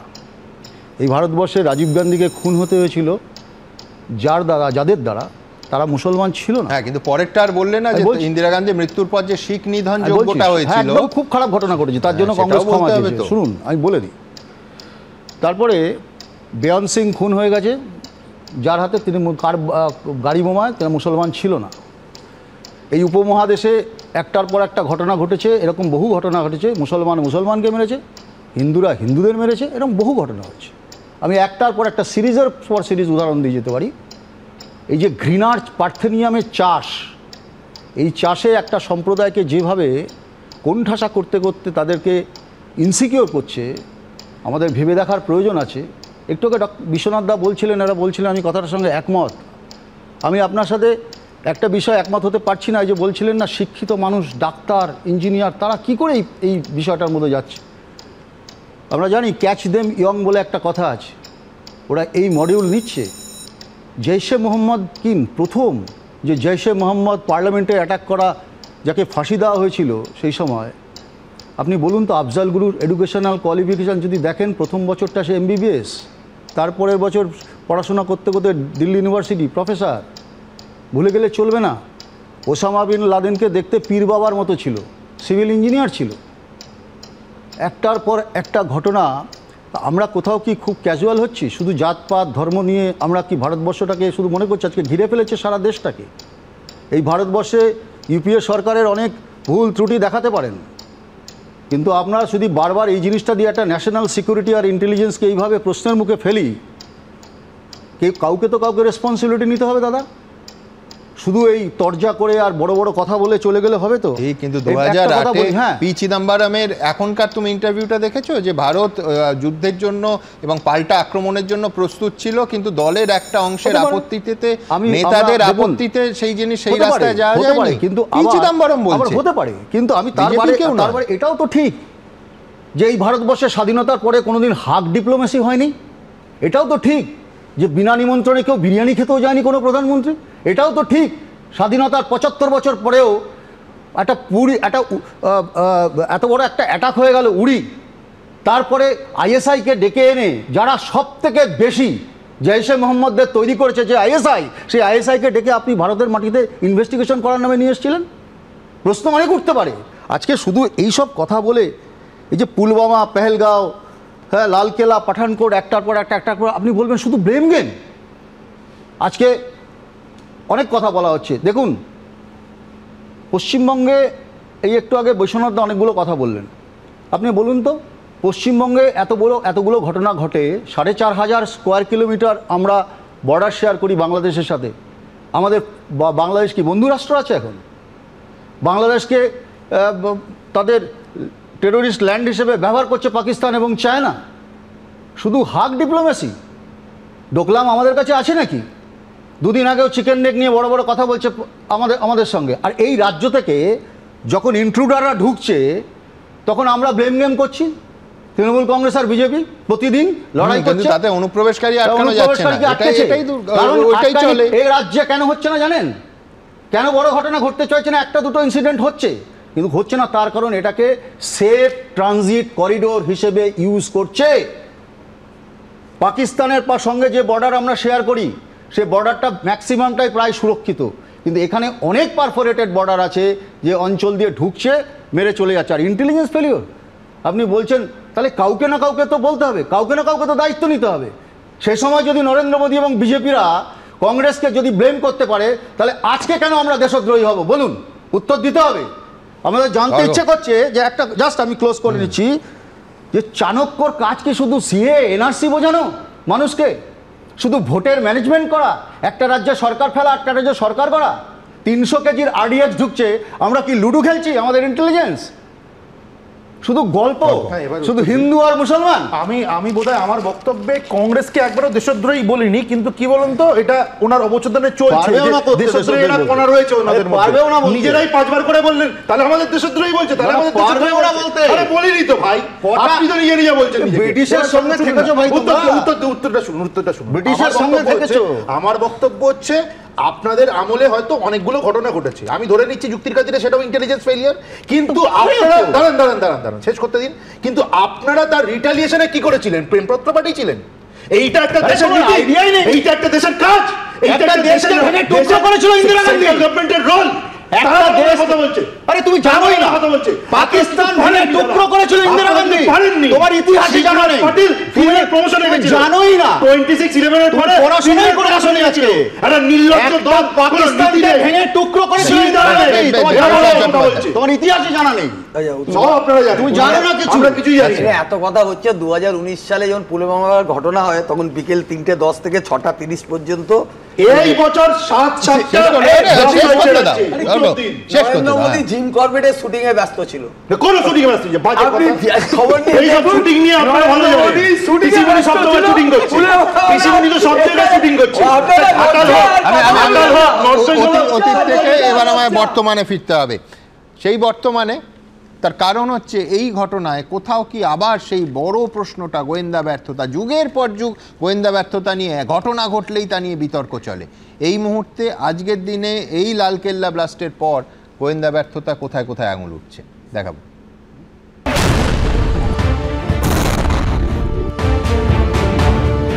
দেশের রাজধানী রক্তাক্ত হলো, চলে গেল 12 জনের প্রাণ। হাই সিকিউরিটি জোনে বিনা মাথায় ঢুকে গেল বিস্ফোরক ভর্তি গাড়ি। হরিয়ানার ফরিদাবাদে সন্ত্রাসবাদীদের সেলের পর্দা ফাঁস হলো। জঙ্গি যোগে 2 চিকিৎসক গ্রেফতারও হলো, অথচ তাদেরই আরেক সঙ্গী সহজেই বিস্ফোরক ভর্তি গাড়ি নিয়ে দিল্লিতে একেবারে লালকেল্লার কাছে পৌঁছে গেল। দিল্লির নিরাপত্তা কেন্দ্রীয় স্বরাষ্ট্র মন্ত্রকের অধীনস্থ, যার মাথায় খোদ অমিত শাহ। দিল্লি পুলিশ থেকে আইবি, এনআইএ, দেশের অভ্যন্তরীণ নিরাপত্তার দায়িত্বপ্রাপ্ত এজেন্সিরা সরাসরি কেন্দ্রীয় স্বরাষ্ট্র মন্ত্রকের অধীনস্থ। আর তাই খোদ রাজধানীর বুকে এত বড় বিস্ফোরণের পর গোয়েন্দা ব্যর্থতা নিয়ে প্রশ্ন উঠছে। ইন্টেলিজেন্স ফেইলিওর না হলে কি করে হতে পারে? আজকে একটা গাড়ি নিয়ে চললো, সে যে পার্কিংয়ে লাগালো, পার্কিংয়ে 3 ঘন্টার থেকে বেশি সে গাড়িতে বসে থাকলো একা, অথচ ওইখানে যে বিটের কনস্টেবলরা যারা রোজ দেখছে রেগুলার গাড়ি কারা কারা পার্ক করে, আর এই গাড়িটা তো আগে দেখা গেছে কি দেখা যায়নি তারপরে। সুতরাং সেই জায়গায় যদি তারা এইটুকু ইনকুইজিটিভ না হয়, এইটুকু তাদের যদি ইনপুট না থাকে, তাহলে এরকম আঘাত আমাদের আবার আসতে হবে। দিল্লির বুকে 1 দশকের পর এই ধরনের বিস্ফোরণ হলো, এটাতেই উঠছে নিরাপত্তার নিয়ে ব্যর্থতা নিয়ে প্রশ্ন। কিভাবে ওমর পৌঁছে গেল এখানে এবং এই ধরনের বিস্ফোরণ হলো যেখানে 12 জন নাগরিক প্রাণ হারালেন, সেটাতেই প্রশ্ন উঠছে। কি যখন বারবারই দাবি করা হচ্ছিল কি নিরাপত্তার দিক থেকে সব স্টেপস নেওয়া হচ্ছে, দিল্লি হাই অ্যালার্টে রয়েছে, বিশেষ করে অপারেশন সিন্দুরের পর, তারপর এই ধরনের ঘটনা কিভাবে ঘটলো? এই জঙ্গি হামলার পেছনে যারা ছিল, তাদের সক্রিয় ছিল, তাদেরকে কেন আগে ধরা যায়নি? ল্যাকুনা একটু রয়েছে, এটা কিন্তু অস্বীকার করে চলবে না। 30শে অক্টোবর প্রথম ধরা পড়ল মডুল অনন্তনাগে, এবং তার ধরে ধরে আপনার ফরিদাবাদে এলাম, বিভিন্ন জায়গায় রিকভারি হলো। 8 তারিখে বা 8-9 তারিখে এই ফরিদাবাদে আমরা টেস্ট পেয়েছি। এত সময় লাগবে কেন? তার মানে কি একটু যদি এখানে যারা ইন্টারোগেট করেছে, ওকে ইন্টারোগেট তো করেছে, এবং একজন থেকে একজনের খবর জানা যায়, সেটা যদি একটু সিরিয়াসলি করতো এরা, তাহলে হয়তো আরও আগে এই নেটওয়ার্কটা ধরা পড়ে যেত। মুম্বাই বিস্ফোরণের স্মৃতি উস্কে দিয়ে দিল্লির বুকে 10-11 প্রশ্ন তুলে দিল, দেশের রাজধানী সুরক্ষিত না হলে অন্যান্য জায়গার কি অবস্থা? ইন্টেলিজেন্স ফেলে তো বটেই। পুলওয়ামা থেকে কেন গেল? পুলওয়ামায় কি এত 3000 কেজি এক্সপ্লোজিভ ছিল, স্টোর ছিল? এই যে ডাক্তার এবং লেডি ডক্টর যাকে বলছেন যে আপনার ধরা পড়েছে, তাদের ইনভেস্টিগেশন কিন্তু অনেকদিন আর কিছু লোক যারা আইএসআই খোরাসামের পোস্টার লাগাচ্ছিল এবং হাতে নাতে ধরা পড়েছে। উড়ি, পাঠানকোট, পুলওয়ামা, পেহেলগাঁও একের পর এক জঙ্গি হামলায় রক্তাক্ত হচ্ছে দেশ। এর শেষ কোথায়? কিভাবে জঙ্গিদের চিরতরে শেষ করা যাবে? আর কত নিরীহ দেশবাসীর রক্ত ঝরবে? বিজেন্দ্র সিংহ, পার্থপ্রতিম ঘোষ ও প্রকাশ সিনহার রিপোর্ট, এবিপি আনন্দ। আচ্ছা, ভাবতে পারেন এত কিছুর পর আজ আবার 60 কিলো বিস্ফোরক ওই ফরিদাবাদ থেকে পুলিশ উদ্ধার করেছে এবং জানা যাচ্ছে যে এই সন্ত্রাস চক্র কাশ্মীর, হরিয়ানা, উত্তরপ্রদেশ, দিল্লি, গুজরাট এই বিস্তীর্ণ এলাকায় ছড়িয়ে আছে। ফলে সবথেকে বড় প্রশ্ন হলো যে এই বিপুল বিস্ফোরকের সবটা নিশ্চয়ই ফরিদাবাদ থেকে আসা ওই I-20 গাড়িতে ছিল না। বাকি বিস্ফোরক এবং জঙ্গিরা ঠিক কোথায় কোথায় ছড়িয়ে আছে আমরা কেউ কিন্তু এখনও সেটা জানি না। আগ্নেয়াস্ত্র এবং বিস্ফোরক নিয়ে অন্য জায়গায় অন্য নাশকতার ছক নেই তো। সুতরাং কেন্দ্র বা রাজ্য সরকার, কোনো রাজ্যেরই সরকার, কারোর কিন্তু সামান্যতম আত্মতুষ্টির কোনো কারণ নেই। আসলে আমরা সবাই কার্যত বোধহয় আগ্নেয়গিরির ওপর বসে পিকনিক করছি। বিশ্বনাথ চক্রবর্তী, মানবেন? একেবারে প্রথমত প্রতিদিনই প্রায় যে বিপুল পরিমাণে বিস্ফোরণ পাওয়া যাচ্ছে, এই একজন মানুষ, সাধারণ মানুষ হিসেবে বলতে চাই যে 3000 কিলো বিস্ফোরক, এই বিস্ফোরক আসলো কি করে আপনার বলতে পারেন? কিভাবে আমাদের সীমান্তে পাহারা আছে, সেই পাহারাকে ভেদ করে কিভাবে এগুলো ঢোকালো? নাকি আমাদের সেনাবাহিনীর থেকেই, আমাদের শস্যের মধ্যেই ভূত আছে যে সেখান থেকেই তারা সংগ্রহ করলো? সোর্স কিভাবে, এটা একবারও আপনারা প্রশ্ন করেছেন? এবং তারপরে প্রতিনিয়ত যেভাবে বিস্ফোরক পাওয়া যাচ্ছে, যেভাবে এখানে কি শেষ হয়ে গেল? অর্থাৎ দিল্লির ঘটনাটাই কি শেষ, নাকি আরও কিছু অপেক্ষা করছে? তার জন্য যে ধরনের কোঅর্ডিনেশন কেন্দ্র এবং রাজ্যের মধ্যে দরকার, সেই কোঅর্ডিনেশনের মতন জায়গায় রাজনৈতিক পরিস্থিতি বা প্রশাসনিক পরিস্থিতি কি আমাদের দেশে আছে? নাকি আমরা কেবলমাত্র রাজনৈতিক তরজার মধ্যে যাব? বিরোধী থাকাকালীন একরকম আমাদের নেতাদের অবস্থা, শাসক হয়ে গেলে আরেক রকম অবস্থা। ফলে শাসক আর বিরোধীর ভূমিকার কোনো একটা জায়গায় দায়বদ্ধতার অভাব বারবার প্রতিফলিত হয়। ধরুন, আমি আপনাকে বলছি যে কেউ অমিত শাহর পদত্যাগ দাবি করছেন তার রাজনৈতিক সুবিধার জন্য, তা কেউ আবার উল্টো দিকে রাজ্য সরকারকে দায়বদ্ধ করছেন। কিন্তু যে একটা সাধারণ সমন্বয়ের মধ্য দিয়ে একটা আভ্যন্তরীণ নিরাপত্তা নিশ্চিত করার প্রশ্নটা গুরুত্বপূর্ণ, সেটা কিন্তু সবাই ভুলে যাচ্ছেন। আমি 3-4টে প্রশ্ন করি। প্রত্যেকটা রাজ্য সরকারকে দেখবেন এই মুহূর্তে পুলিশ প্রশাসনের আধুনিকীকরণের পরিবর্তে, কর্মী নিয়োগ করার পরিবর্তে তারা কেবলমাত্র ভোটের রাজনীতির জন্য কিছু দান খয়রাতির রাজনীতি করছেন। পশ্চিমবাংলার কথা আমি উদাহরণ দিতে পারি। 40% পুলিশ এখন পদ খালি আছে, পুলিশের দলীয়করণ ঘটে গেছে, পুলিশের মডার্নাইজেশন হয়নি। ফলে এইরকম একটা পরিস্থিতিতে আপনি দেশের মধ্যে আভ্যন্তরীণ নিরাপত্তা নিশ্চিত করবেন কি করে? আবার একইভাবে কেন্দ্রে যান। আমি আজকে সকাল থেকে ভালো করে খোঁজ নিয়েছি, সিআরপিএফ থেকে শুরু করে কেন্দ্রের যে বাহিনীগুলো আছে সেখানেও 30%-এর মতন নিয়োগ হয়নি, অর্থাৎ সেখানে পদ শূন্য। তাহলে আপনি ম্যান পাওয়ারেই আপনার নেই, আধুনিকীকরণই করছেন না, ইকুইপমেন্টই নিচ্ছেন না, অথচ আপনি এই আন্তর্জাতিক যে সন্ত্রাসবাদী তাদের বিরুদ্ধে লড়াইয়ে নেমেছেন। ফলে কেন্দ্র এবং রাজ্য দুটো ক্ষেত্রেই কিন্তু আমি বলছি আপনাকে যে একটা রাষ্ট্রকে রক্ষা করবার জন্য যে ধরনের ফোর্স নিয়োগ করা দরকার, মডার্নাইজেশন করা দরকার, আমি বলছি আভ্যন্তরীণ ফোর্স পুলিশ, সেইটা কিন্তু তারা না করে শুধু ভোটের রাজনীতির জন্য খেলা মেলাতে টাকা বিলি করছে। এটা একটা দিক। আরেকটা দিক হলো দৃষ্টিভঙ্গি। ধরুন, আমি যখন রাজ্য সরকারে চালাচ্ছি, আমার ভোটের থেকেও গুরুত্ব হওয়া উচিত জাতীয় নিরাপত্তার প্রশ্নটা। আমি কি করছি, আমি অনুপ্রবেশ ঘটে গেলে তাকে আমি ভোটার লিস্টে নাম লিখিয়ে দিচ্ছি, আমি তাকে রেশন কার্ড দিয়ে দিচ্ছি, আমি তাকে আধার তৈরি করে দিচ্ছি, করে আমার ভোট ব্যাংকে পরিণত করছি। আমি একবার ভাবছি না যে এই মানুষটা যে বর্ডার ক্রস করে আমার ভোটার হলো বটে, কিন্তু সে নিরাপত্তার প্রশ্নে বিপজ্জনক হয়ে উঠতে পারে। এটা একবারের জন্য আমাদের রাজনৈতিক নেতারা ভাবছেন না, কেবল ভোটের রাজনীতির দিকে ভাবছেন। আরেকটা বিষয় আপনাকে বলছি যে এটা শেষ পর্যন্ত ক্লাসেস অফ সিভিলাইজেশন হবে না তো। হান্টিংটন বলে গেছিলেন যে সভ্যতার দ্বন্দ্ব হতে পারে। শেষ পর্যন্ত যে যুগের পর যুগে যে ভারত পাকিস্তানের যে লড়াই, ক্লাসেস অফ সিভিলাইজেশনকে ইঙ্গিত করে না তো। এবং আন্তর্জাতিক ক্ষেত্রটাকে যদি বাদ দেই তাহলে বিশ্লেষণটাকে অধরা থাকবে। কেন বলছি? দক্ষিণ এশিয়াকে কিন্তু সচেতনভাবে অস্থির করে তুলছে মার্কিন যুক্তরাষ্ট্র। আমি আপনাকে বলছি, মার্কিন যুক্তরাষ্ট্র সেন্ট মার্টিন দ্বীপ পায়নি, তার জন্য শেখ হাসিনাকে সরে যেতে হয়েছে, আভ্যন্তরীণ কুতে দিয়েছে, মদত দিয়েছে। শ্রীলঙ্কার আন্দোলনের ক্ষেত্রেও আমেরিকার হাত ছিল। কাঠমান্ডুতে সাম্প্রতিক যে আন্দোলন হয়েছে সেখানেও আমেরিকার হাত পাওয়া গেছে। শেষ পর্যন্ত নরেন্দ্র মোদীকে সরাতে মানে আমেরিকা নেমে যায়নি তো। কেন আমি কথাটা বলছি, নরেন্দ্র মোদী বা কেন্দ্রের সরকারকে অস্থির করার জন্য আমেরিকা নেমে যায়নি তো। তার কারণটা হলো আমেরিকা সম্প্রতি টার্মস একের পর এক যে কন্ডিশন রেখেছে, বিশেষ করে ট্রেড কন্ডিশন, সেটা নরেন্দ্র মোদী সরাসরি বিরোধিতা করেছেন। আন্তর্জাতিক মহলে ট্রাম্পের যে সমস্ত জায়গায় যাচ্ছে নরেন্দ্র মোদী সেগুলোকে বয়কট করছে। এবং একই সাথে আপনাকে বলছি, প্রত্যেক ক্ষেত্রে আমরা দেখতে পাচ্ছি মার্কিন যুক্তরাষ্ট্রের সাথে ভারতবর্ষের একটা মানে বিতর্ক তৈরি হচ্ছে নানা ইস্যুতে।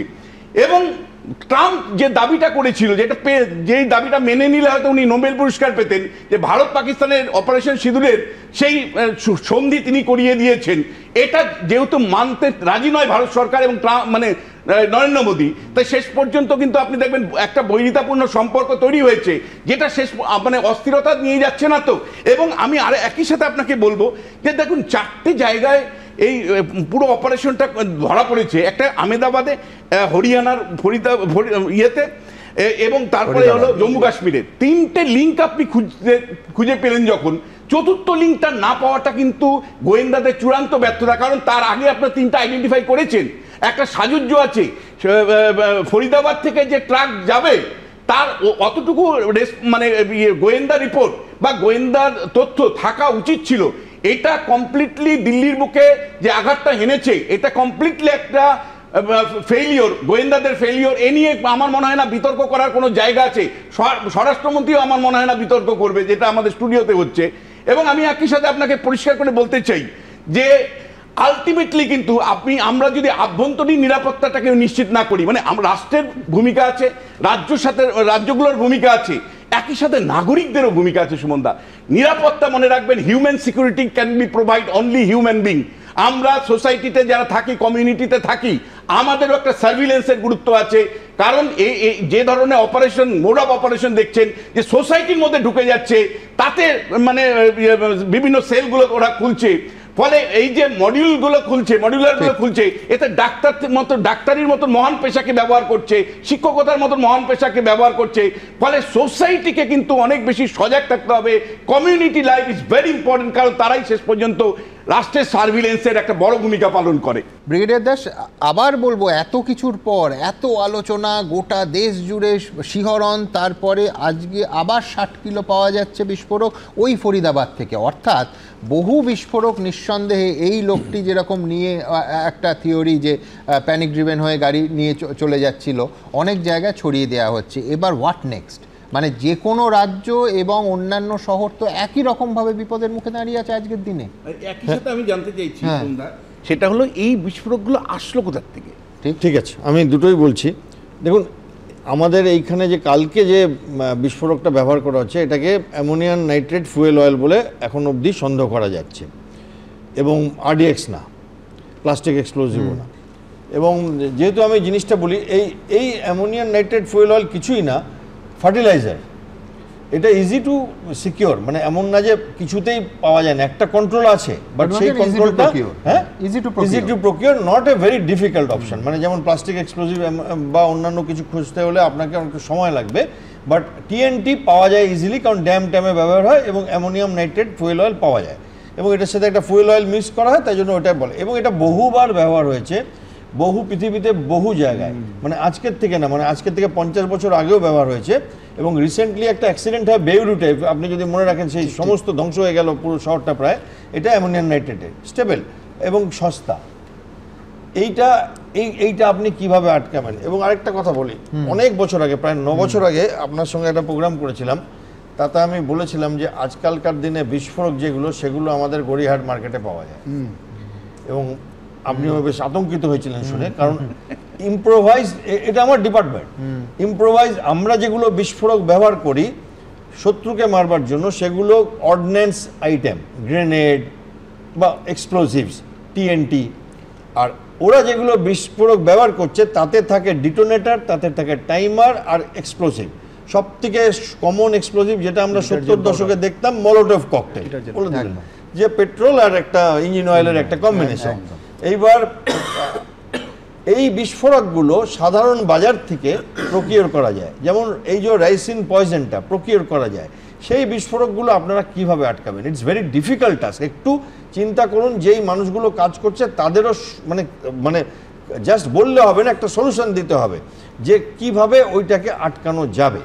এবং সেইখানে আমার মনে হয় যে এই ডাক্তাররা, যেহেতু উনি যেটা বলছিলেন যে এরা শিক্ষিত বলে এদের কাছে আরো ইজি, এই যে আল ফালা ইউনিভার্সিটি, জানেন আজকে পুলিশ এইটা রিসার্চ করছে ওই ল্যাবটা ব্যবহার হচ্ছিল কিনা, ওদের একটা ল্যাব আছে। আপনি ব্রেকিং ব্যাড সিরিজটা আমরা সবাই দেখেছি, যে একজন কেমিস্ট্রি টিচার কোটিপতি হয়ে গেল একটা ছেলের সাথে মনে বাড়ির তলায় একটা ল্যাব বানিয়ে। তো এই বিস্ফোরকগুলো আমি আপনাকে অনেক কিছু বলতে পারি, বিস্ফোরক দিয়ে বলবো না এখানে, কারণ লোকের মাথায় আইডিয়া ঢুকে যাবে। বাট কমন টাইমার্স যেগুলো আমাদের ওয়াশিং মেশিনে থাকে, ব্রেড টোস্টারে থাকে, সেগুলো টাইমার হিসেবে ব্যবহার করা হয়। It's not a very difficult task, সাধারণ মানুষ বানাতে পারে। এবারে যখন একটা রাষ্ট্র বিস্ফোরক বানিয়ে কাউকে দিচ্ছে বা বিস্ফোরক বানানোর ট্রেনিং দিচ্ছে, সেখানে এটা ডিফিকাল্ট হয়ে যায়। আমি পলিটিক্স করি না, যে গভর্নমেন্ট আসবে এটা চ্যালেঞ্জ থাকবে এবং আমাদের এই চ্যালেঞ্জ নিয়ে বাঁচতে হবে। ভারতবর্ষের মানুষদের এই চ্যালেঞ্জ নিয়ে বাঁচতে হবে। এবং ভারতবর্ষে যা ভিড়, আমি পরশুদিন জগন্নাথ মন্দিরে গেছিলাম, সে যে ভিড় আমরা ঢুকতেই পারছি না, মানে 5 ঘন্টা 6 ঘন্টা এই ভিড়গুলোতে মানুষের একটা রিস্ক থেকে যায় সব জায়গায়, কারণ কোথাও কোনো সিকিউরিটি সেরকম ভাবে নেই, সম্ভাবনা। আরেকটা দুটো পয়েন্ট দেবো। একটা হচ্ছে, একটা কথা উঠেছিল ডাক্তারদের নিয়ে, এটা নতুন না, ইন্টেলেকচুয়ালসরা আমাদের নকশাল আমলে প্রেসিডেন্সি কলেজ ছেড়ে বেরিয়ে এসেছিল, ডক্টর জাকির নায়র আমরা জানি। আর একটা ছোট্ট পয়েন্ট দেবো আমি শেষ করবার আগে, পলিটিক্স থাকবে ডেমোক্রেসিতে, এটা আনন্দের ব্যাপার, কিন্তু এটা মনে রাখতে হবে আমরা ফাইট করছি ডিক্টেটরশিপের এগেনস্টে, চায়না, পাকিস্তান, আর এখন বাংলাদেশও হাফ ডিক্টেটরশিপ। সেইখানে কি হচ্ছে, তাদের একজন হুকুম দিচ্ছে, বাকি দেশ সেটাকে ফলো করছে, আর আমাদের একজন যদি হুকুম দেয় আমরা পেছন দিকে টানবো, কারণ ওটাই আমাদের ন্যাচারাল ডেমোক্রেটিক, যেটা আমেরিকাতেও হচ্ছে। এইখানে এরা কিন্তু বড় লাভ পেয়ে যায়। এই আনসারুল বাংলা বলুন। ব্রিগেডিয়ার ঘোষের কাছে যাব, যে দেখুন এটা তো বাইরে থেকে, আবার বলছি সীমান্তের ওপার থেকে কেউ এসে এখানে বিস্ফোরক পুচ্ছে না, আমাদের নাগরিকরা, আমাদের সাবসিডাইজ এডুকেশন সিস্টেমের মাধ্যমে রাষ্ট্রের টাকাতে যারা ডাক্তার হয়েছেন, এবং এখনও পর্যন্ত এই ঘটনা জানাজানি হওয়ার আগে অবধি, পুলিশ গ্রেফতার করার আগে অবধি তারা আমাদেরই ইনস্টিটিউশনগুলোতে মানুষের প্রাণ বাঁচাচ্ছিলেন।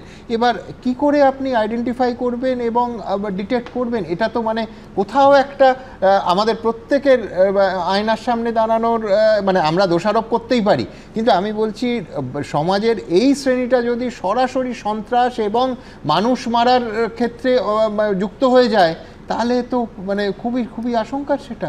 দেখুন, আমরা এই আমাদের প্রজন্ম, এখনকার যে প্রজন্মটা, আমরা আস্তে আস্তে ভীষণ নিষ্প্রিয় হয়ে যাচ্ছি।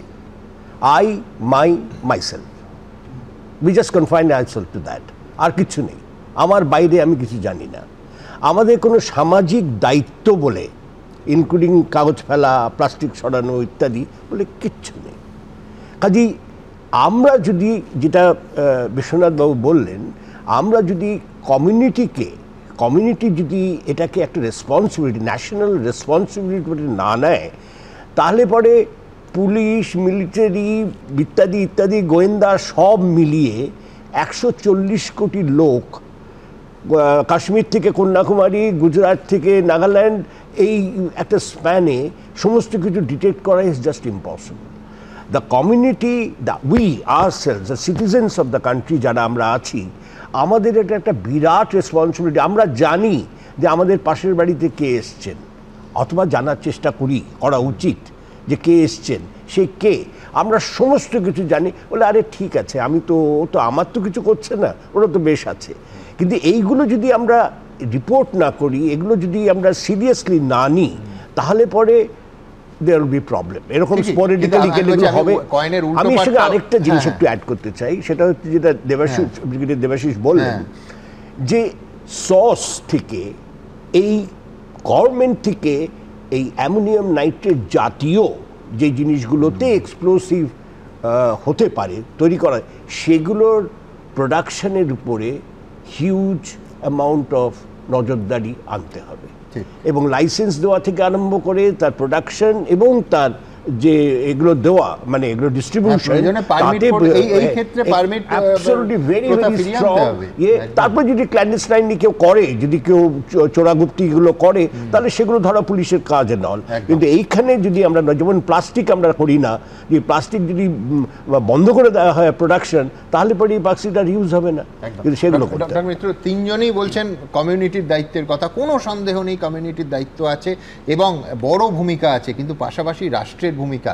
আমি তো পাশের বাড়ির কোনো ডাক্তারবাবু আছে, আমি নাই জানতে পারি, এবং কি করে আমার সুদূরতম কল্পনাতেও আসবে যে তিনি একেবারে জঙ্গি গোষ্ঠী শুধু না, জেইশে মোহাম্মদের সঙ্গে যুক্ত আছেন, যার ফলে এইখানে কিন্তু পাশাপাশি, মানে ঠিক যেমন ডেঙ্গি হলে গোড়ার মানুষ সচেতন নয়, ওই জন্য ডেঙ্গি হচ্ছে আর ওই জন্য ডেঙ্গি বাড়ছে, ঠিক তেমনভাবে শুধু কমিউনিটি নয়, কমিউনিটির সঙ্গে রাষ্ট্রকে, সমস্ত গোয়েন্দা, সিভিলিয়েন্স সবাইকে একই রকম সতর্ক হতে হবে। ভিজিলেন্স মাস্ট, এবং স্টেট ভিজিলেন্স তো দরকারি, শুধু তো কমিউনিটি ইনভলভমেন্টটা হবে না, দো it is a very important aspect. কিন্তু 2 নম্বর হচ্ছে এই রকম ঘটনাগুলো কিন্তু আমাদের গোয়েন্দা দপ্তরের চোখ খুলে দেওয়া উচিত, যে এই সব জায়গাগুলো আমরা ধরে নিই মেডিকেল কলেজে কিছু হবে না, আমরা ধরে নিই ইঞ্জিনিয়ারিং কলেজে কিছু হবে না, কিন্তু রিস্ক মনিটরিং সেল খুলতে হবে। এবং এটা কিন্তু ইউরোপ ওয়াইড হচ্ছে। আপনি যদি, আমিও দেখেছি একটা সময় ছিল যখন ম্যানচেস্টার ইউনিভার্সিটির দোরগোড়ায় দাঁড়িয়ে রিক্রুটমেন্ট হতো, বড় বড় ব্যানার লাগিয়ে বিভিন্ন রিলিজিয়াস গোষ্ঠী রিক্রুট করত। পরবর্তীকালে সেখানে আইন করে রিভার্স র্যাডিকালাইজেশনের সেল খোলা হয়েছে ইউনিভার্সিটি স্টুডেন্টদের জন্য, যেখানে গিয়ে তারা কথা বলতে পারে, যেখান থেকে কিন্তু those reverse radicalization programs became the eyes and the ears of the government. গভর্নমেন্টকে এই দায়িত্ব নিতে হবে, তাদের কমপ্লেসেন্সির আর জায়গা নেই। তারা শুধু এই মাদ্রাসাকে দেখবো, ওই ইনস্টিটিউশনকে দেখবো করলে হবে না, it is across the society. এবং ম্যামথ টাস্ক, কিন্তু ম্যামথ টাস্ক পারফর্ম করার জন্য they have to get up into their mammoth levels, they have to do it, otherwise আমরা কেউ সেফ থাকবো না। একদম ঠিক ঠিক। এই জায়গা থেকে কলকাতার সেফটি, এবং সামনে যেহেতু ইডেনে ম্যাচ, আজকে পুলিশ বাহিনী নেমেছে সেই সেফটিটাকে এনশিওর করার জন্য। পরের প্রতিবেদন।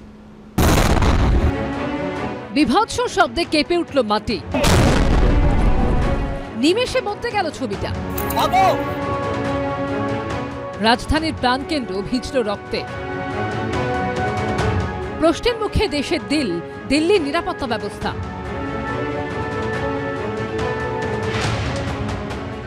বিস্ফোরণের তদন্ত শুরু করেছে জাতীয় তদন্তকারী সংস্থা বা এনআইএ। এদিকে দিল্লি বিস্ফোরণের পর কলকাতায় নিরাপত্তার ব্যাপক কড়াকড়ি শুরু হয়েছে। শুক্রবার থেকে ইডেন গার্ডেন্সে শুরু হচ্ছে ভারত দক্ষিণ আফ্রিকা টেস্ট। এই পরিস্থিতিতে বাড়তি সতর্কতামূলক ব্যবস্থা নিচ্ছে কলকাতা পুলিশ। মঙ্গলবার ভার্চুয়াল বৈঠক করেন কলকাতার পুলিশ কমিশনার মনোজ ভার্মা। বৈঠকে অংশ নেন ৭৮টি থানার ওসি, ডিসি সহ পুলিশের পদস্থ আধিকারিকরা। সূত্রের দাবি, বৈঠকে দিল্লিতে বিস্ফোরণের পর কলকাতার নিরাপত্তা আরও জোরদার করার নির্দেশ দেওয়া হয়েছে। বিশেষ জোর দিতে বলা হয়েছে ইন্টেলিজেন্সের উপর। এই যে ম্যাচ হবে 14 তারিখে ফার্স্ট টেস্ট, এই যে 5 দিন, সেখানে দুটো বিষয় রয়েছে। এক হচ্ছে প্লেয়ারদের নিরাপত্তা, সেই বিষয়ের বাড়তি নজরদারি। দ্বিতীয়ত হচ্ছে মাঠে অনেক আসবেন যারা দর্শকরা, সেই ক্ষেত্রে আলাদাভাবে ব্যবস্থা কলকাতা পুলিশ রাখছে। এবং তৃতীয়ত, এই 14 তারিখের আগে পর্যন্ত অনেকেই রয়েছেন যারা টিকিট কাটতে আসছেন, সেই ক্ষেত্রেও কিন্তু আলাদা ব্যবস্থা তাদের তরফ থেকে করা হচ্ছে। শীতে কলকাতার বিভিন্ন গুরুত্বপূর্ণ জায়গায় প্রচুর মানুষ ঘুরতে আসেন। সেই সময় হোটেল ও লজগুলিতে বাড়তি নজর রাখতে থানাগুলিকে নির্দেশ দেওয়া হয়েছে। সিকিউরিটি রিলেটেড ইস্যু আছে, বাট ডেফিনেটলি মানে যা যা করণীয় আছে পুলিশ নিশ্চয়ই ওটা করছে। গতকালও আমরা একটা মিটিং করলাম, আজকে আবার একটা মিটিং হয়েছে, তো ডিটেইল ইনস্ট্রাকশনস ওই নিয়ে বলা হয়েছে, so that security is not compromised at any point of place. মঙ্গলবার কালীঘাটে পুজো দিতে যান গৌতম গম্ভীর। কড়া নিরাপত্তায় মন্দিরে নিয়ে যাওয়া হয় তাকে। মন্দিরে তিনি এসছেন এবং আমরা দেখতে পাচ্ছি যে ইতিমধ্যে তাকে নিয়ে যাওয়ার জন্য কলকাতা পুলিশের বিশেষভাবে এসকর্ট ভ্যান থেকে আরম্ভ করে পুলিশের আলাদা ব্যবস্থা করা হয়েছে। এবং দিল্লিতে যে বিস্ফোরণের ঘটনা, তারপর একদিকে যেমন মাঠ অর্থাৎ ইডেন গার্ডেন্স এবং যেখানে ভারতীয় দল রয়েছে এবং দক্ষিণ আফ্রিকা দল রয়েছে, তার সঙ্গে সঙ্গে আমরা দেখছি যে গৌতম গম্ভীর তিনি যখন কালীঘাট মন্দিরে প্রণাম করতে আসেন, তখন তার জন্য আলাদা ব্যবস্থা করা হয়েছে পুলিশের তরফ থেকে। কলকাতা বিমানবন্দরেও বাড়তি নজরদারি শুরু হয়েছে। আমরা এই মুহূর্তে সেই কলকাতা বিমানবন্দরের যে এন্ট্রান্সের রাস্তা, সেখানে দাঁড়িয়ে রয়েছি। মূলত যেটা সিটি সাইড সেখানেই নিরাপত্তার উপর বেশি জোর দেওয়া হচ্ছে, এমনটাই কলকাতা বিমানবন্দর সূত্রে খবর। কারণ এই যে রাস্তাটা এটা একেবারে ভিআইপি রোড থেকে কলকাতা বিমানবন্দরে ঢোকে এবং এখানে सीआईएसएफ এর তরফ থেকে নাকা তল্লাশি চালানো হচ্ছে। हम लोग सारी जगह तैनात हैं और अच्छी तरह से हम लोग व्हीकल चेकिंग कर रहे हैं, इस तरह से सभी कुछ चेक कर रहे हैं और हमारी फोर्स पूरी हाई अलर्ट है। एयरपोर्ट सिक्योरिटी में हम लोग तैनात हैं। দিল্লির ঘটনার পর এখন নিরাপত্তায় কোনো ফাঁক রাখতে চাইছে না কলকাতা পুলিশ। আবির দত্ত ও ব্রতদীপ ভট্টাচার্য রিপোর্ট, এবিপি আনন্দ। দেখুন, নিরাপত্তা নিয়ে দেশ জুড়ে যে উদ্বেগ তৈরি হয়েছে তার পাশাপাশি অবশ্যই চোখ রাখতে হবে আমাদের রাজ্যে চলা এসআইআরেও। আমি প্রথমেই বলবো, গত কয়েকদিন এই অনুষ্ঠানে গতকালের আগে লাইভ করার সুযোগ হয়নি আমার, তার কারণ এবিপি আনন্দের সেরা বাঙালি অনুষ্ঠানের 21তম পর্বটি ছিল গত শনিবার, যা আপনারা দেখতে পারবেন আগামী শনিবার 15ই নভেম্বর রাত 8টায়। কিন্তু কথা হলো, এসআইআর নিয়ে 7 দিন আগে মানুষের মধ্যে যে প্রশ্নগুলো দেখেছি আমাদের বিভিন্ন সোশ্যাল মিডিয়া অ্যাকাউন্টে এসেছে, তার অনেকগুলো প্রশ্নই কিন্তু উত্তর পাচ্ছেন না সাধারণ মানুষ, প্রশ্নগুলো রয়ে যাচ্ছে। এমনকি বহু নতুন প্রশ্নেরও জন্ম হয়েছে। রাজনীতির টানাটানি, অবশ্যই রাজা উজির মারা, দাদা দিদিদের তরজা, এ সমস্ত কিছু পরে হবে। আগে এই অনুষ্ঠানে বিভিন্ন সোশ্যাল মিডিয়াতে আপনাদের সব থেকে বেশিবার পাঠানো, মানে সব থেকে কমন প্রশ্নগুলোর উত্তর দেওয়ার চেষ্টা করব। নির্বাচন কমিশনের সঙ্গে কথা বলে এই উত্তর আপনাদের জন্য আমরা নিয়ে এসেছি। আবার বলছি, আমরা মনে করি নির্বাচন কমিশনের উচিত ছিল আরও তৎপর হয়ে আরও আগে থেকে সাধারণ মানুষকে এই বিষয়গুলো বোঝানো এবং তাদের সমস্ত দ্বন্দ্বের নিরসন করা। যাই হোক, আপনাদের প্রশ্নে আসব। আমি সব থেকে কমন কয়েকটা প্রশ্ন আপনাদের সামনে রাখব। আপনারা প্রশ্ন করেছেন যে 2002-এর ভোটার তালিকায় আমার নামের বানান, অথবা যিনি প্রশ্ন করছেন তার বাবার নামের বানান ভুল আছে, পরে ভোটার তালিকায় নামের বানানটা সংশোধন করে নিয়েছি, ঠিক করে নিয়েছি। এখন এই যে এসআইআর ফর্ম ভরার সময় কি লিখব? 2002-এর সেই ভুলটাই লিখব নাকি ঠিকটাই লিখব? খুব মন দিয়ে এর উত্তরটা লক্ষ্য করুন। নির্বাচন কমিশন বলছে 2002-এর এসআইআরের তালিকায় নামের যে বানান আছে সেটাই লিখতে হবে, ভুল থাকলেও লিখতে হবে ওই ভুলটাই, না হলে এই তথ্য ম্যাচ করানো যাবে না, ম্যাচিংটা হবে না। সব থেকে কমন দ্বিতীয় প্রশ্নটায় আসবে। বেশিরভাগ লোক লিখছেন যে আমার এসআইআরের ফর্ম যদি এখনো না পাই কোথায় যাব? কোনো অফিসে যাব নাকি বিএলওর কাছে যাব? অফিসে যদি যেতে হয় কোন অফিসে যাব? নির্বাচন কমিশন বলছেন এখনও এসআইআরের ফর্ম প্রচুর লোকের কাছে পৌঁছয়নি, সবে বিলি শুরু হয়েছে, প্রয়োজনে বিএলওর সঙ্গে যোগাযোগ করবেন। তৃতীয় প্রশ্নটায় যাব। অনলাইনে এসআইআরের ফর্ম কি সবাই পূরণ করতে পারবো? অনলাইন ব্যবস্থা এখন কি পুরোপুরি চালু হয়েছে? বহু মানুষ এই প্রশ্ন করেছেন। নির্বাচন কমিশন বলছে অনলাইন এখন পুরোপুরি চালু, তবে কেউ অনলাইনে ফর্ম যে কেউ পূরণ করতে পারবেন, এমনকি ভারতের বাইরে থেকেও তা করা যাবে। এখানে ব্যক্তিগত অভিজ্ঞতা বলি, দিনের একাধিক সময় আমি পরীক্ষা করে দেখেছি, কখনো অনলাইন একেবারে সুষ্ঠুভাবে করা যাচ্ছে, খুলছে, কখনো আবার করা যাচ্ছেও না। সুতরাং এই ব্যক্তিগত অভিজ্ঞতাটা একেবারে স্বচ্ছতার সঙ্গে শেয়ার করতে হবে। চতুর্থ প্রশ্নে আসবো। এসআইআরের ফর্ম পূরণ করতে গিয়ে যদি অনিচ্ছাকৃতভাবে আমার ভুল হয়ে যায়, ফর্মে কাটাকুটি হয়ে যায়, তাহলে কি করব? নতুন ফর্ম কোথায় পাবো? খুব গুরুত্বপূর্ণ প্রশ্ন, বহু মানুষ এই প্রশ্ন করেছেন। আমার একটা ব্যক্তিগত সাজেশন থাকবে, কিন্তু তার আগে নির্বাচন কমিশনের উত্তরটা দেখব। নির্বাচন কমিশন বলছে নতুন ফর্মের কোনো ব্যবস্থা নেই। যদি ফর্ম ফিল আপের সময় ভুল হয়ে যায় তাহলে একটা লাইন দিয়ে কেটে ইনিশিয়াল সিগনেচার করে দিতে হবে। আমার একটা সাজেশন আছে, সেটা হচ্ছে ফটোকপি করে নিন। যদি কোনো দ্বন্দ্ব থাকে ফটোকপি করে পূরণ করুন, তারপর নিশ্চিত হয়ে আসল ফর্মটা পূরণ করুন।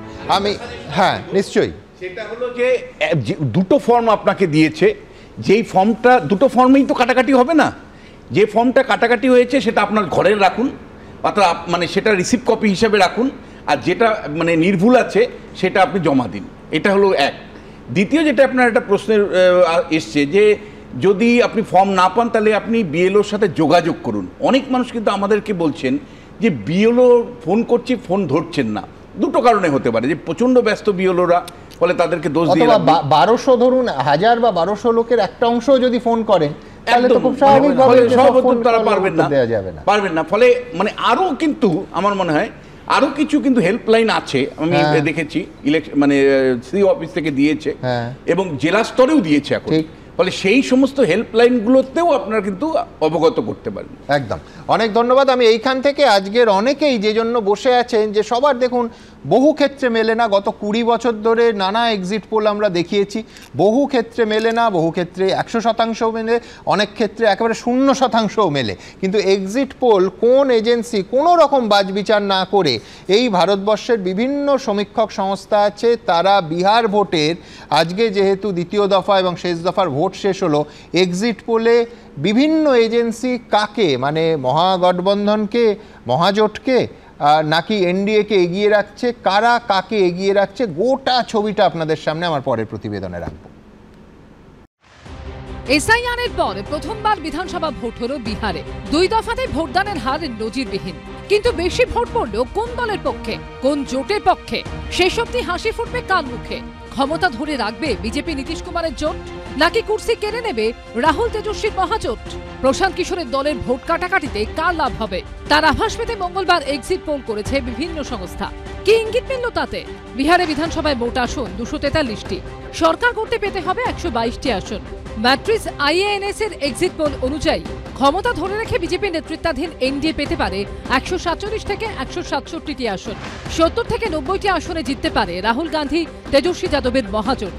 অন্যান্য দল 2 থেকে 6টি আসনে জিততে পারে। চাণক্য স্ট্র্যাটেজিসের এক্সিট পোলেও আভাস 130 থেকে 138টি আসনে জিতে ক্ষমতা ধরে রাখতে পারে নীতিশ কুমার বিজেপির জোট।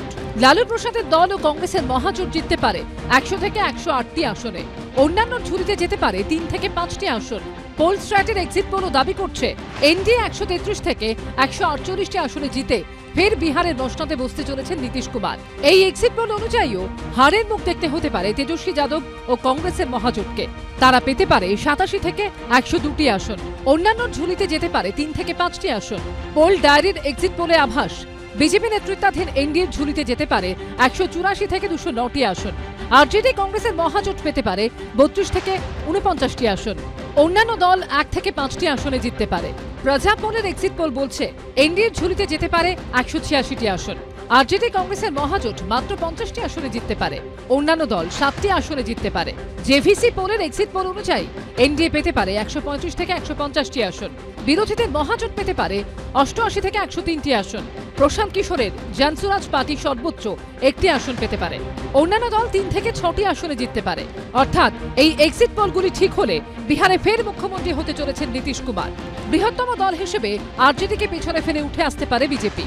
প্রশান্ত কিশোরের জনসুরাজ পার্টি বিহারে প্রথমবার লড়ে কোনো ছাপ ফেলতে পারবে না। উল্টে তার দল ভোট কাটায় ক্ষতি হবে তেজস্বী কংগ্রেসের জোটের। তবে এর মধ্যে বিহারে ব্যতিক্রমী রেজাল্টের ইঙ্গিত দিয়েছে জর্ণবিরারের এক্সিট পোল। সবাই যখন দাবি করছে বিজেপি ও নীতিশ কুমারের জোট ফের বিহারে ক্ষমতা দখল করবে, তখন জর্ণবিরারের এক্সিট পোল অনুযায়ী তেজস্বী ও রাহুলের মহাজোট পেতে পারে 130 থেকে 140টি আসন। অর্থাৎ তারা বিহারের ক্ষমতা দখল করতে পারে। এনডিএ পেতে পারে 100 থেকে 110টি আসন। অন্যান্য দল 3 থেকে 7টি আসন পেতে পারে। যদিও পিপলস ইনসাইটের এক্সিট পোলের দাবি বিজেপি নেতৃত্বাধীন এনডিএ পেতে পারে 133 থেকে 148টি আসন। অর্থাৎ ক্ষমতায় বসবে তারা। ক্ষমতা থেকে বহু দূরে বিরোধীদের মহাজোট 87 থেকে 102টি আসনে জিততে পারে। প্রশান্ত কিশোরের জনসুরাজ পার্টি বড় জোর 2টি আসন পেতে পারে। অন্যান্য ঝুলিতে যেতে পারে 3 থেকে 6টি আসন। পিপলস পালসের এক্সিট পোল অনুযায়ীও বিজেপি জোটের জয় জয়কার। বিজেপি নেতৃত্বাধীন এনডিএ 133 থেকে 159টি আসন পেতে পারে। মহাজোট জিততে পারে 75 থেকে 101টি আসন। প্রশান্ত কিশোরের জনসুরাজ পার্টি সর্বোচ্চ 5টি আসন পেতে পারে। অন্যান্য ঝুলিতে যেতে পারে 2 থেকে 8টি আসন। দৈনিক ভাস্করের এক্সিট পোলেও আভাস 145 থেকে 160টি আসনে জিতে ফের সরকার করতে পারে এনডিএ। মহাজোট পেতে পারে 73 থেকে 91টি আসন। অন্যান্য দল 5 থেকে 10টি আসনে জিততে পারে। পি মার্কের এক্সিট পোল অনুযায়ী এনডিএ পেতে পারে 142 থেকে 162টি আসন। আরজেডি কংগ্রেসের মহাজোট 80 থেকে 98টি আসনে জিততে পারে। জনসুরাজ পার্টি 1 থেকে 4টি আসন পেতে পারে। অন্যান্য দল সর্বোচ্চ 3টি আসনে জিততে পারে। ডিফি রিসার্চের এক্সিট পোল অনুযায়ী বিজেপি নেতৃত্বাধীন এনডিএ 137 থেকে 152টি আসন পেতে পারে।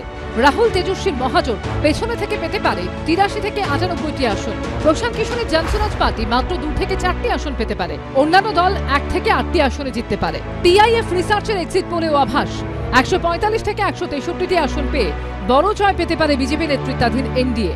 রাহুল তেজস্বীর মহাজোট পেতে পারে 76 থেকে 95টি আসন। অন্যান্য দল 3 থেকে 6টি আসনে জিততে পারে। এক্সিট পোল বহু ক্ষেত্রে ঠিক হয়, বহু ক্ষেত্রে ভুল। কখনো এক্সিট পোলের সঙ্গে রেজাল্ট মিলেছে, কখনো একেবারে উল্টো হয়েছে। তাই সেই সবটি কে জিতলো কে হারলো তা জানতে আরো 2 দিন অপেক্ষা করতে হবে। বিহার বিধানসভা ভোটের ফল বেরোবে 14 নভেম্বর অর্থাৎ শুক্রবার। এবিপি আনন্দ।